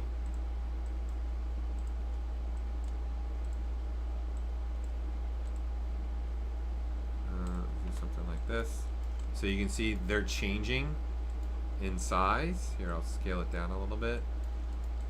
So you see this is more round, and see they're changing based upon the actual topology. So if you turn fit off, then it doesn't do that. They're all the same size now, right? And see, that's why they're overlapping way over here. But then you see Christmas, they're all the same size. But the minute you turn fit on and have the scale at 1, it's trying to fit them, see, to match. So tapering wise, it's just about the polygon itself. Just make the polygon smaller. Okay? So that's all you got to do. And if you don't want them to fit, this is now they're all the same size. All right, that's all you got to do for your tapering question. I don't remember who it was. West Richens. Okay, does that help? That answer your question? West?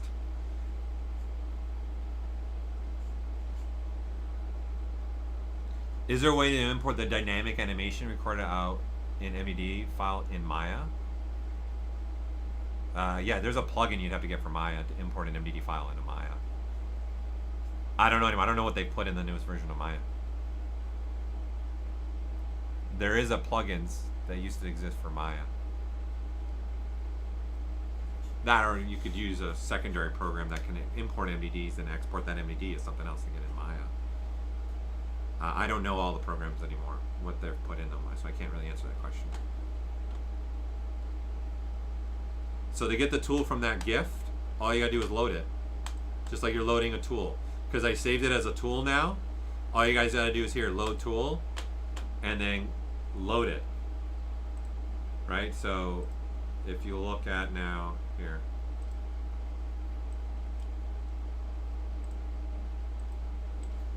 there's the file right there, right? See, it's a GIF. Just double click and there, it's loaded. Same thing like loading a tool.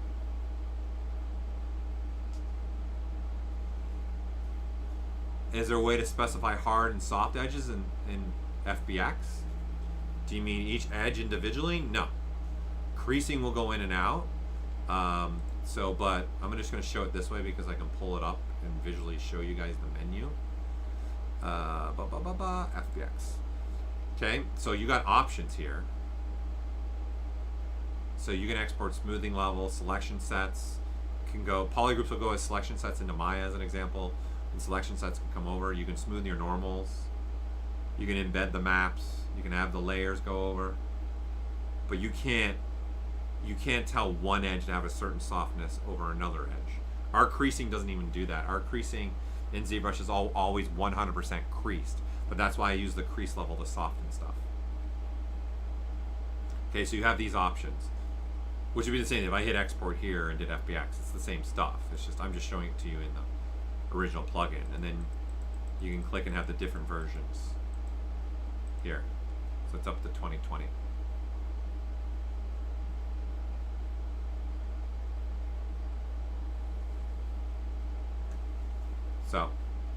So you can do selection sets if you want. Right? You can export the selection sets, and then they'll be turned in selection sets in something like Maya, and then vice versa. You can import selection sets, and selection sets come over as polygrouping. If that helps. Okay? Alright, so another question is, okay, you saw just right, okay, answered that one. Okay, streaming your watch, we will answer Wes. Okay, is there anything else that I missed, people? I know I said someone, I told somebody, remind me, and come back to that. So we're at that point now in the stream. We're getting done with the stream. We're at the point now where, what question I forgot to answer. I think I got everything, yes? I don't think I missed anything. Everyone's good? Any last minute questions? Okay, so if not, again, thanks for joining. You have my link there to that model and my gremlin. So this piece will go up there. I'll probably make a different post for that.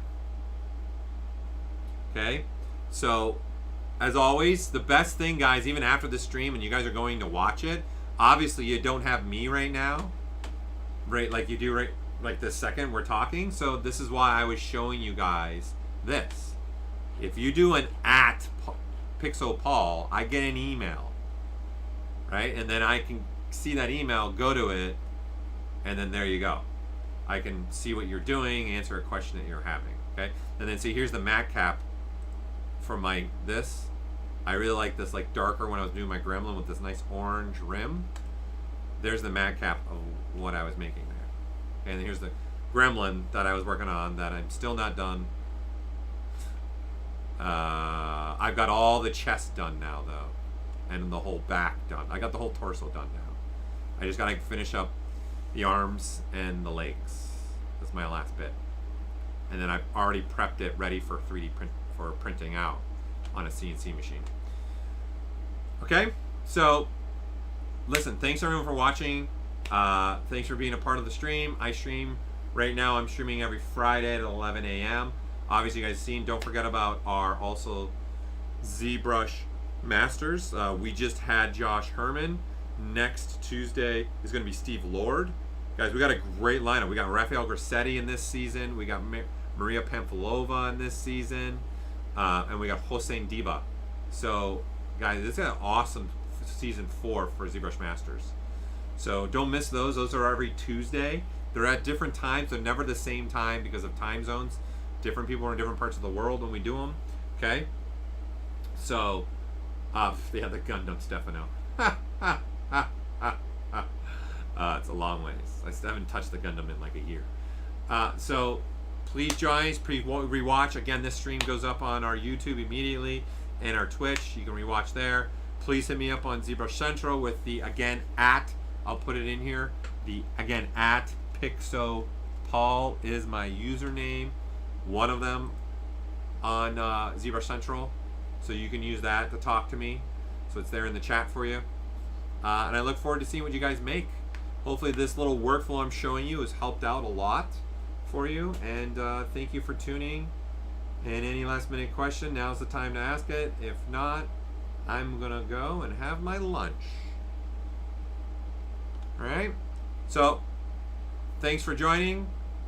This is Paul Gaboury for another ZBrush Live episode for the Did You Know That? It's been great getting back into it, and I'm